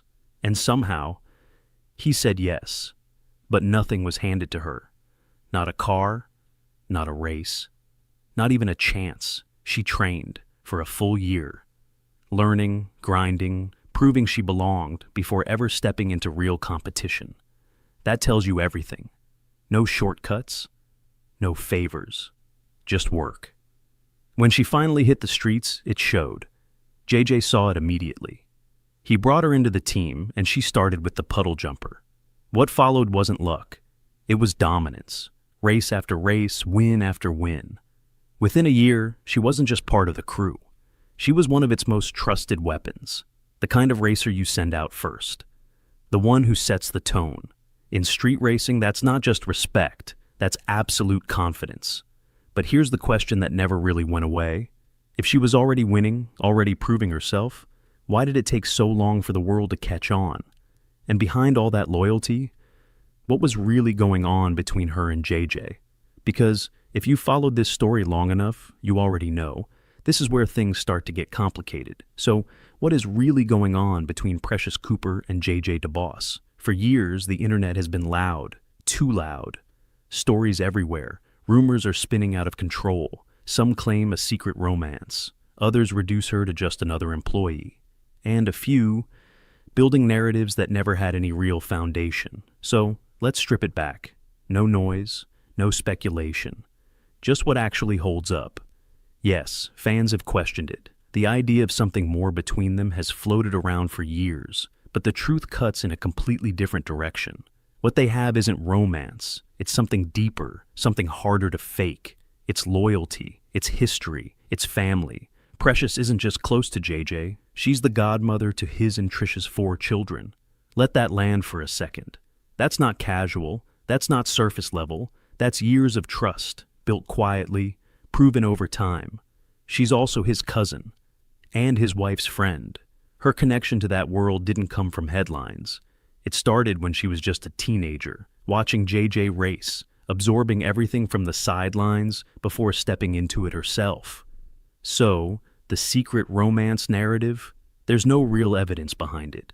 What does exist is something far more solid, a bond forged in a world where loyalty isn't optional, it's survival. And that loyalty runs both ways. When asked what street racing alongside JJ and the crew means to her, Precious doesn't complicate it. She keeps it raw. It means everything. Her pride, her purpose. Something she fights for, every single day. She's been part of that family for over a decade. Not as an outsider looking in, but as someone embedded in its core. And when things got real, when JJ was hit with a devastating highway accident, her actions spoke louder than anything rumors ever could. The moment he was out of the hospital, there was no pause, no distance. JJ, his wife, and Precious were already back in the shop, already on the phones, already pushing to get both cars rebuilt and ready for the next race. That's not a job. That's not business. That's family in motion. And then came the moment everything changed, the night the world finally saw what Memphis had already known. It was Chris "Limpy" Collins, a major figure in the Dallas-Fort Worth street scene, who helped open that door. Summer 2016. Cash days in Dallas-Fort Worth. High stakes, big names, cameras everywhere. 1320 video, NX Gonzo, top racers from across the country. The kind of night where reputations are made or destroyed. And Precious? She didn't just show up. She made noise. Before that night, most of the crowd didn't even recognize her, or JJ. Then she stepped in, took out barefoot Ronnie Pace in the first round, and pushed Murder Nova, Sean Ellington, into a fight in round 2. That was it. The moment. The shift. Everything changed. Suddenly people were paying attention. Suddenly, Memphis wasn't just another crew. And when the call came from Street Outlaws, JJ didn't hesitate. He brought Precious with him. Season 9. That's when the rest of the world finally caught up. She didn't just appear, she took over. Winning races, owning the screen, becoming a fan favorite almost overnight. But even then, even with all the cameras, all the attention, all the hype, there were still parts of her story the audience never saw. The instances in which almost everything had the potential to go horribly and brutally wrong. During her time of living on the streets, how close did Precious Cooper actually come to losing her life? In the crash, the Queen came dangerously close to losing everything. The street racing is a risky activity. There is no need to disclaim that. That is the point in question. The men and women who engage in this behavior are aware that each and every time they buckle in, they are placing a wager with their lives. This is something that Precious Cooper is more aware of than the majority of people, since she has been forced to confront that truth on multiple occasions. To begin, let's discuss the collision that sent shockwaves across the whole Street Outlaws community. During the beginning of the year 2021, Precious Cooper, the star of the Memphis squad, was competing against Stevie Kroom from South Carolina when she was involved in an accident that appeared to be quite ugly. In spite of the fact that both teams were highly apprehensive about the condition of the road prior to the race, they proceeded with the race without knowing what was going to happen. The subsequent events were really horrifying. With only a few seconds remaining in the race, Precious was unable to maintain control of the zip tie. And despite the fact that she deftly missed colliding with Kroom, her vehicle wound up tumbling over on the side road at least 8 times. There are 8 occasions. Fortunately, Precious Cooper did not sustain any serious injuries when she was transported away from the drag strip while riding in an ambulance. Furthermore, what was the very first word that came out of her mouth when JJ was finally able to pry open the door that was stuck to the driver's side? "I am doing well. It's the car that's my problem." To put it simply, that is the most Precious Cooper event that has ever taken place. However, the crash that occurred in 2021 was not even her first ordeal with calamity. It is possible that Precious Cooper lives and breathes the life of street racing, but it is also possible that she could have lost it all as a result of an event that occurred in Zip Tie in February of 2019. The moment Precious was going up against an opponent who remained nameless, she abruptly lost control of her vehicle, crossed into the lane of her opponent, and went off the road. The rear end of the 1966 Chevrolet 2 Nova caught fire, and the flames quickly extended to the front of the vehicle because of the rapid ignition.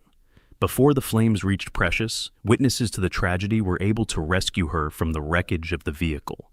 Bystanders rescued the victim from a blazing automobile that had flipped over on the side of the road. In spite of everything, she returned.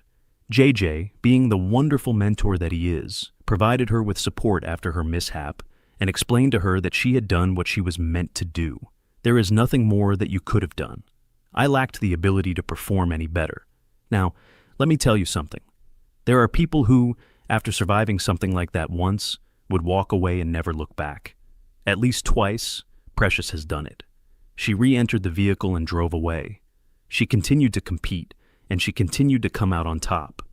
According to her, all I want to do is race. I have a passion for racing. In my opinion, there is no one who is truly more or less significant than any other person. In the event that they are willing to fasten their seatbelts, come beside me, and put their life in danger, then it would be an honor to compete against them. But when it comes to the cameras, that is not bravado. The woman in question is one who has, in all honesty, come to terms with the dangers involved because the passion is genuine. On the other hand, if you thought the crashes were exciting, you should wait. Because of what transpired between Precious Cooper and one of the most famous actors in the history of the program when they were working on the set of Street Outlaws, those are the tales that people continue to talk about over and over again. The huge mane blew up, the clash that altered everything in the world. You have arrived at the proper place, so let's get started. In this discussion, we will discuss the altercation that caused shockwaves to travel across the entire universe of Street Outlaws. It has been claimed that Precious Cooper and Justin Big Chief Shearer had a heated argument recently. Big Chief was, for a considerable amount of time, the personification of Street Outlaws. This is for people who aren't completely up to speed. The Oklahoma City-based head of the 405th Squad in the league, there was a racer that had a tremendous amount of credibility, a large number of fans, and a name that carried a lot of weight in the world of street racing. People paid attention to the stories that began to circulate that he and Precious had gotten into an altercation when they were working together. When fans turned into fresh episodes of Street Outlaws to watch Big Chief and other competitors compete on the concrete, many of them were taken aback to discover that the well-known racer was not featured on the show. An altercation between Big Chief and Precious, a competitor in the same race, is said to have taken place during the production of the first episode of the current season. In accordance with the reports, the following took place. According to reports, Big Chief and fellow racer Precious Cooper had a debate about the rules of the show when they were filming Street Outlaws America's List. A significant factor that contributed to the stress on set was the escalation of the altercation, which involved his girlfriend Jackie Brash. Consequently, it began with a disagreement over the regulations, and it eventually reached a stage when numerous individuals were involved. Apparently, Precious was dissatisfied with the restrictions that were implemented for the new season, which resulted in her having a disagreement with Big Chief. And then she also had a disagreement with Jackie. At this point, it is essential to note that neither Precious nor Big Chief has ever taken the time to sit down and provide a comprehensive and on-the-record explanation of exactly what was stated. In this case, we are dealing with reportage rather than a confession that has been corroborated by either of the parties involved. On the other hand, this is when things start to get fascinating, since the background reveals a very particular story. By posting a video to YouTube, Big Chief addressed the rumors that have been circulating about his departure from the popular program. Over the course of the roughly hour-long movie, he made it very plain to the viewers what was actually taking on with the most popular racing reality show in the United States.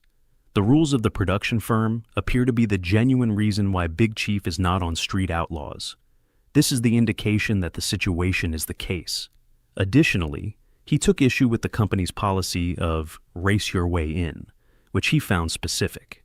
The victors of some preseason races would subsequently be allowed to compete in Street Outlaws, as this guideline stipulates that they would be eligible for participation.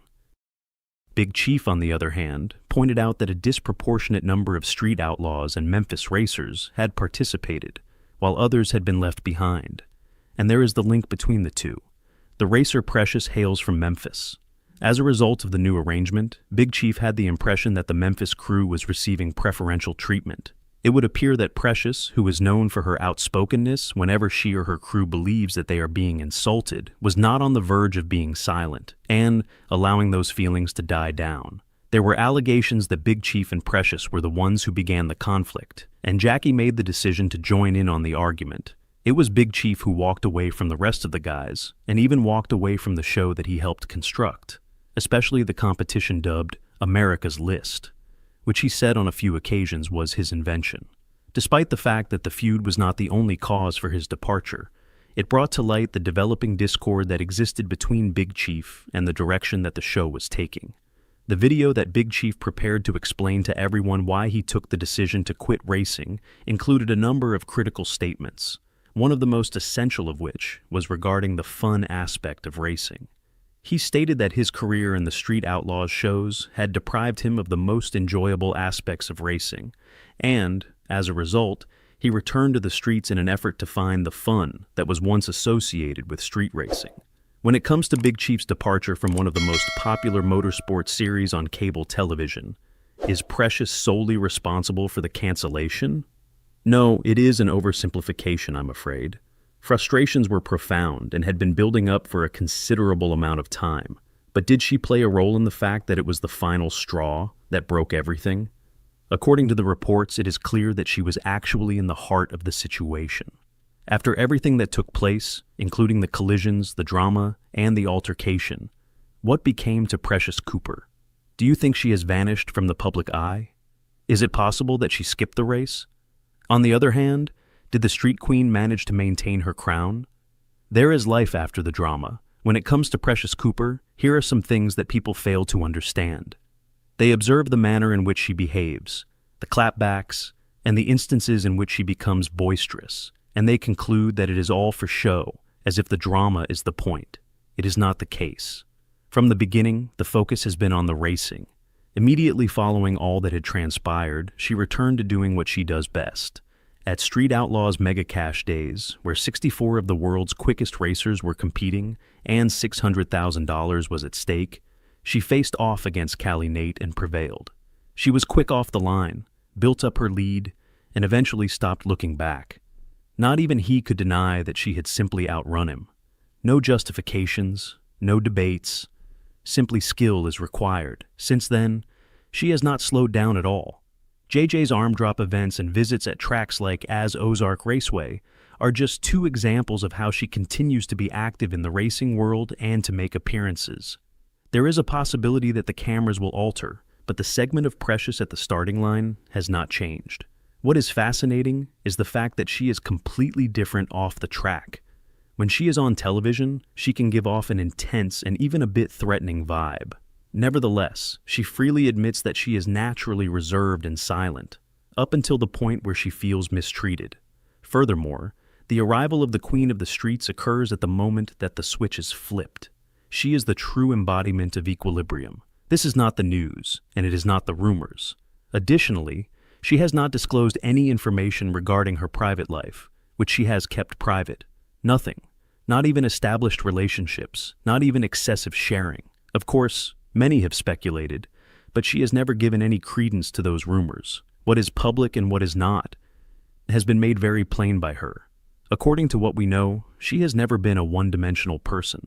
At one point in time, she was even studying nursing while racing, which, to be honest, sounds grueling just thinking about it. However, for this woman, it is just another Tuesday. Throughout the years, she has maintained her consistency despite experiencing crashes, drama, and being underestimated. Still competing, still demonstrating her excellence, and still precisely where she wants to be. In spite of everything, including the near-fatal collisions, the heated altercations, and the years of establishing herself in a sport that didn't always want to make room for her, she finally managed to win the championship. What exactly is the legacy that Precious Cooper leaves behind? The question is, what does this imply about the world that she decided to dominate? This is the inheritance. When it comes to street racing, what does Precious Cooper actually mean? Let's take a step back and look closer. Precious entered a world that was dominated by men and had little support from powerful figures, and she managed to convince others to take her seriously. It is not via talking that one wins, but rather through winning over and over again. The fact that she has been able to defeat elite male racers on national television makes her one of the few women who does so consistently. What about the title of Queen of the Streets? Earned up. It is not simply for show that she uses the saying, "off with their head." This is a cautionary note. In addition, there is a pattern that lies behind the attitude, one's faithfulness. Discipline is required. Pay attention. It is not just for the cameras that she is loud. This is something that she takes very seriously. So, what exactly took place with Precious Cooper, who was a member of the Street Outlaws? The solution is as straightforward as it is simple. She did not experience any events. Other people were affected by her as well. There were collisions that could have ended everything, but she survived them. She maintained her composure in the face of a disagreement that caused the performance to shake. Even after the spotlight had moved, she continued to race, and she is still out there, actively engaging in the activities that she adores. There was no fall from her. To put it simply, she never required the spotlight to demonstrate anything in the first place whatsoever. On the other hand, if you have been sleeping on Precious Cooper, you should probably get out of bed. The conclusion. You've heard the rumors, the whispers that refuse to die, relationships with iconic women, names that defined entire eras, and right at the center of it all, one question that never quite went away. What really happened between him and Cher? And more importantly, how did it end with Diana Ross stepping into the picture? Gene Simmons didn't just date one of the most famous women on earth. He lived with her, called her his first love, spent thousands on international phone calls just to hear her voice. And then, somehow, unbelievably, he walked away from Cher to be with her closest friend, Diana Ross. The twist? The unraveling didn't start with betrayal. It started with a Christmas gift that Cher herself told him to buy. For decades, the public only saw fragments. A quote here, a headline there, pieces that never fully connected. But when Cher released her memoir in 2024 and Gene continued speaking openly in interviews, the full story finally surfaced. And what it revealed was far stranger and far more unsettling than anyone expected. To understand how it all collapsed, you have to understand who Gene Simmons really was at the time, because the man Cher met in 1977 wasn't the man the world thought they knew. By the mid-70s, Kiss had already exploded into global fame. Stadiums packed, fans obsessed. But there was one crucial detail. No one actually knew what the band looked like. Not really. They performed in full makeup. Always. No public appearances without it. No interviews revealing their real faces. Gene's alter ego, the Demon, became legendary. Black and white paint, towering boots, that infamous tongue burned into pop culture. But off stage, he was invisible. He could walk through Los Angeles unnoticed. No crowds, no chaos, just another man blending into the background. That anonymity shaped everything. It gave him a double life, one hyper-visible, one completely hidden. And when he entered Cher's world, that contrast created something unusual. He was both a rock god and a stranger no one recognized. In those early days, they could go out together without causing a scene. No frenzy, no flashing cameras, just quiet moments in a city that never usually allows them. And according to Cher's own words, that wasn't accidental. Gene guarded that separation fiercely, the line between the demon and the man behind it. And that's the version of him she fell for. Not the spectacle, not the persona, but the man underneath. Disciplined, calculated, surprisingly grounded. He read constantly, managed money carefully, built routines. And perhaps most unexpectedly, he connected deeply with her children. He wasn't distant. He wasn't chaotic. He showed up in ways that contradicted everything people assumed about rock stars. So when Cher later described him, in a 1979 interview, as the best relationship she had ever had with another human being, it wasn't a throwaway line. It carried weight. Because by then, she had already lived through 2 marriages. She knew what love looked like and what it didn't. She wasn't easily impressed. And yet, she said it anyway. Publicly. Permanently. Which makes what happened next even harder to understand. If it was that real, that stable, that rare, why did it end? Why did he walk away from something he claimed to want? And how did it all spiral into a story involving betrayal, friendship, and a single decision that changed everything? It all traces back to one moment in 1977, a reception, a room filled with power and influence, hosted in honor of President Gerald Ford. Both of them were there, two people from completely different worlds about to collide. When they were introduced, Cher made a mistake, a small one. She thought he was someone else entirely. The British actress with the same name. Awkward, the kind of moment that usually kills any spark before it even begins. But not this time. He drove her home that night. And the next day, he came back with gifts. Not for her, but for her son. Kiss merchandise for a 9-year-old fan who idolized the band. It was thoughtful, strategic. It worked. For a moment, everything aligned. And then, almost immediately, he complicated it. While they were out on their first official date, which was to see the Tubes perform, he spent a portion of the evening flirting with Cher as well as the friends that she had brought along with her. The following day, Gene called to express his regret. Cher's level of interest in pursuing anything further at that time was not exceptionally high. The event that occurred shortly after Gene flew to Japan for a Kiss tour was the one that altered the equation of the situation. He called her on multiple occasions. Gene ran up a phone bill of $2,800 while maintaining in contact with a woman who, according to her own account, had not yet made up her mind about whether or not she wanted to be with him. This was done from Japan, where international phone calls in the late 1970s cost a large amount of money per minute. That particular aspect altered the course of events. It was during one of those calls that he expressed his love for her. During the course of her memoir, Cher stated that she was taken aback by the information. They had a committed relationship by the year 1978. There was a public appearance made by them on the Mike Douglas show. Both of their residences in Los Angeles and Malibu were shared once they moved in together.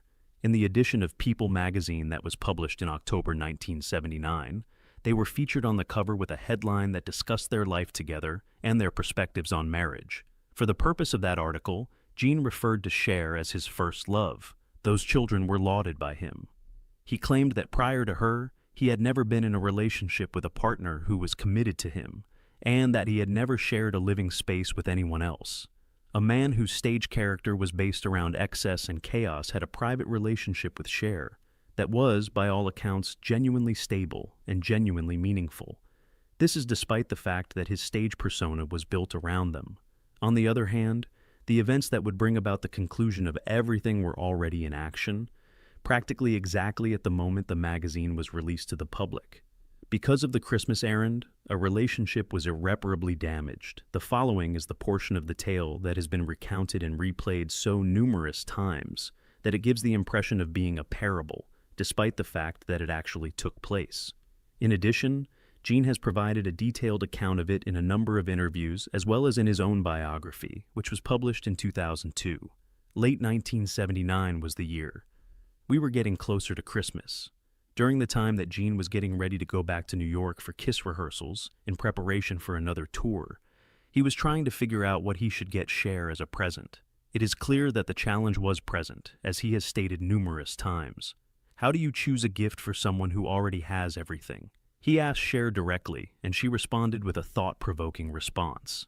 Diana Ross, who was her closest friend, would be in New York. Cher instructed Gene to call Diana, explain who he was, and let Diana take him shopping. She also instructed Gene to inform Diana that she had sent him. Diana would be aware of Cher's preferred music. That was exactly what Gene did. Calling Diana Ross and mentioning Cher's name resulted in him being invited to visit her at her residence.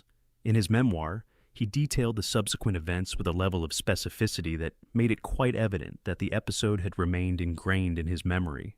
Upon entering, he quickly became aware of two things. First, that Diana Ross possessed a very sensual quality, and second, that she was completely in command of her own world. He was served coffee by her. A chocolate cake was handed to him by her. He devoured it in such a short amount of time that she offered him a second slice, which he rejected just as swiftly.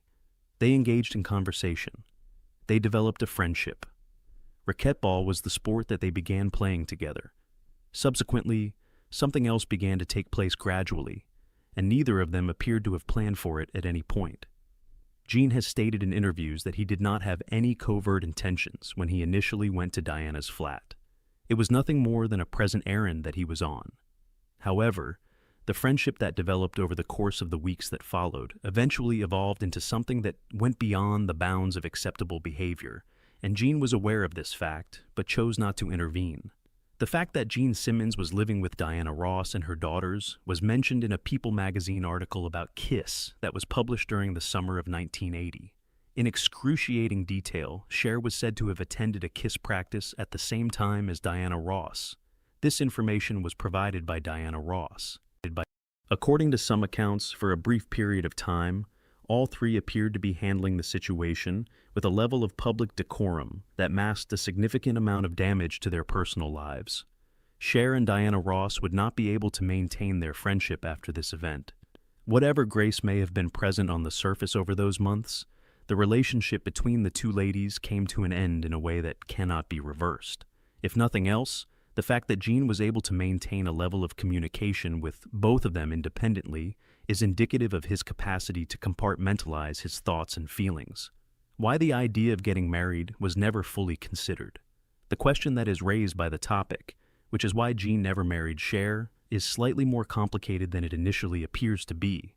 This is due to the fact that throughout a significant portion of their time together, neither Cheryl nor Jean was especially interested in getting married. Cher had been through 2 marriages, both of which had ended in a disastrous manner. By the year 1979, she had made it known to the world that she had what she claimed to be a very emancipated attitude on romantic relationships. She admitted that Jean occasionally spent time with other women while he was on tour, and she also admitted that she had her own occasional companionship outside of the partnership. This was not a situation that was kept a secret. Uninhibitedly, she shared her thoughts with the media. Jean's stance on marriage was similarly clear and unambiguous, and it was a position that he maintained for a quite considerable amount of time. When asked about it, he famously paraphrased Groucho Marx, saying that marriage was an institution and he did not want to live in an institution. He said this in response to the popular question. For decades, he kept repeating that line in various iterations. The beginning of his relationship with Shannon Tweed occurred in 1983, and it continued for a total of 28 years before they finally tied the knot in 2011. Furthermore, even in that case, the impetus was partially Shannon's decision to leave live television interviews out of annoyance after Jean made a contemptuous comment about the subject matter while it was being broadcast. The wedding took place a few months after the engagement. To answer the question of why Jean did not marry Cher, the truthful answer is multifaceted. One of the reasons for this is that Jean Simmons, at the time that he and Cher were together, was not the type of man who wanted to get married to anybody else. The level of commitment that marriage required was something that he was not prepared for because of his lifestyle, his principles at the time, and his self-admitted full self-absorption. This was something that Cher is aware of. In the years that have passed since then, she has spoken about Jean with affection and without having any resentment toward him. She has described him as charming and brilliant, and she continues to think of him with fondness. However, the other component of the explanation is made clear by the Christmas errand that was completed. It was not because Jean made a deliberate choice that he did not want to marry Cher that the relationship came to an end. Rather, it was because he made a sequence of choices that rendered marriage or any continuance of the relationship untenable. This is something that he has discussed in a number of interviews over the years, and he has done so with a level of candor that is remarkable for someone with his level of public notoriety. In his description of his actions, he has labeled them as self-centered and insulting. The fact that he took advantage of a one-of-a-kind opportunity with a truly extraordinary individual is something that he has admitted to having done. Following his ultimate marriage to Shannon Tweed, he was asked what he had been terrified of all those years, and he responded by looking at his wedding ring and saying that he was truly unsure of what he had been afraid of. Shannon Tweed, and the thing that ultimately changed him. The Playboy Mansion was the place where Jean Simmons first met Shannon Tweed in 1983. It was in 1982 that she was awarded the title of Playboy Playmate of the Year. She was a Canadian actress. During this time, Jean had already been through his romance with Cher, and subsequently with Diana Ross, as well as a large list of other women, which he has, with his trademark lack of modesty, estimated to be somewhere around 5,000. According to any external standard, he did not look to be a man who was making progress towards settling down anytime soon. The events that transpired with Shannon were significantly different, and Jean has elaborated on the reasons behind this. The relationship began in the same way as many of his others, but it did not terminate in the same way as those others. Shannon did not leave. She remained for a period of time that, according to Jean's own admission in an interview in 2018, would have prompted the majority of individuals to start walking away. He regarded himself as a jackass over the first 29 years of their partnership, describing himself as self-absorbed, carousing, and doing whatever he pleased without any genuine consideration for anyone else. According to him, Shannon was able to forgive his transgressions on multiple occasions, which he considered to be quite remarkable. He attributed this ability to Shannon's ability to see the wider picture, which he described as something that the majority of men simply do not possess. An additional change occurred as a result of the advent of their children. Nick was born in 1989, and Sophie was born in 1992. Both of their children were born to them. Jean has stated that the act of having children began to reconstruct his concept of what he genuinely desired from his life. This transformation did not occur instantly or in a clean manner, but rather gradually and with a noticeable significance. The audience was provided with an exceptionally unvarnished perspective of how that dynamic truly operated through the reality show Gene Simmons' Family Jewels, which aired from 2006 to 2012. It was not possible for Shannon to remain silent about the situation. There were instances of genuine conflict, arguments that took place in front of the camera, and at least one instance in which she left a live television set in the middle of an interview rather than sit next to Gene while he made contemptuous comments about marriage.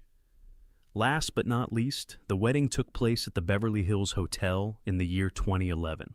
After that, Gene made a statement that was so profound that it struck to the heart of the entire drama that had been unfolding for decades, not only with Shannon, but also with Cher and with everyone who had come before. He took a look at his wedding band and stated that he was truly unable to comprehend the reason he had been terrified for such a considerable amount of time. In response to the question of what he was terrified of, he almost certainly provided the most truthful response he has ever given on the topic of why he never married Cher. The strategy was not there. Not indifference was the feeling. Over the course of a very long period of time, and until he ultimately ran out of justifications, it was dread that was disguised as freedom. What they both have to say about it at this point.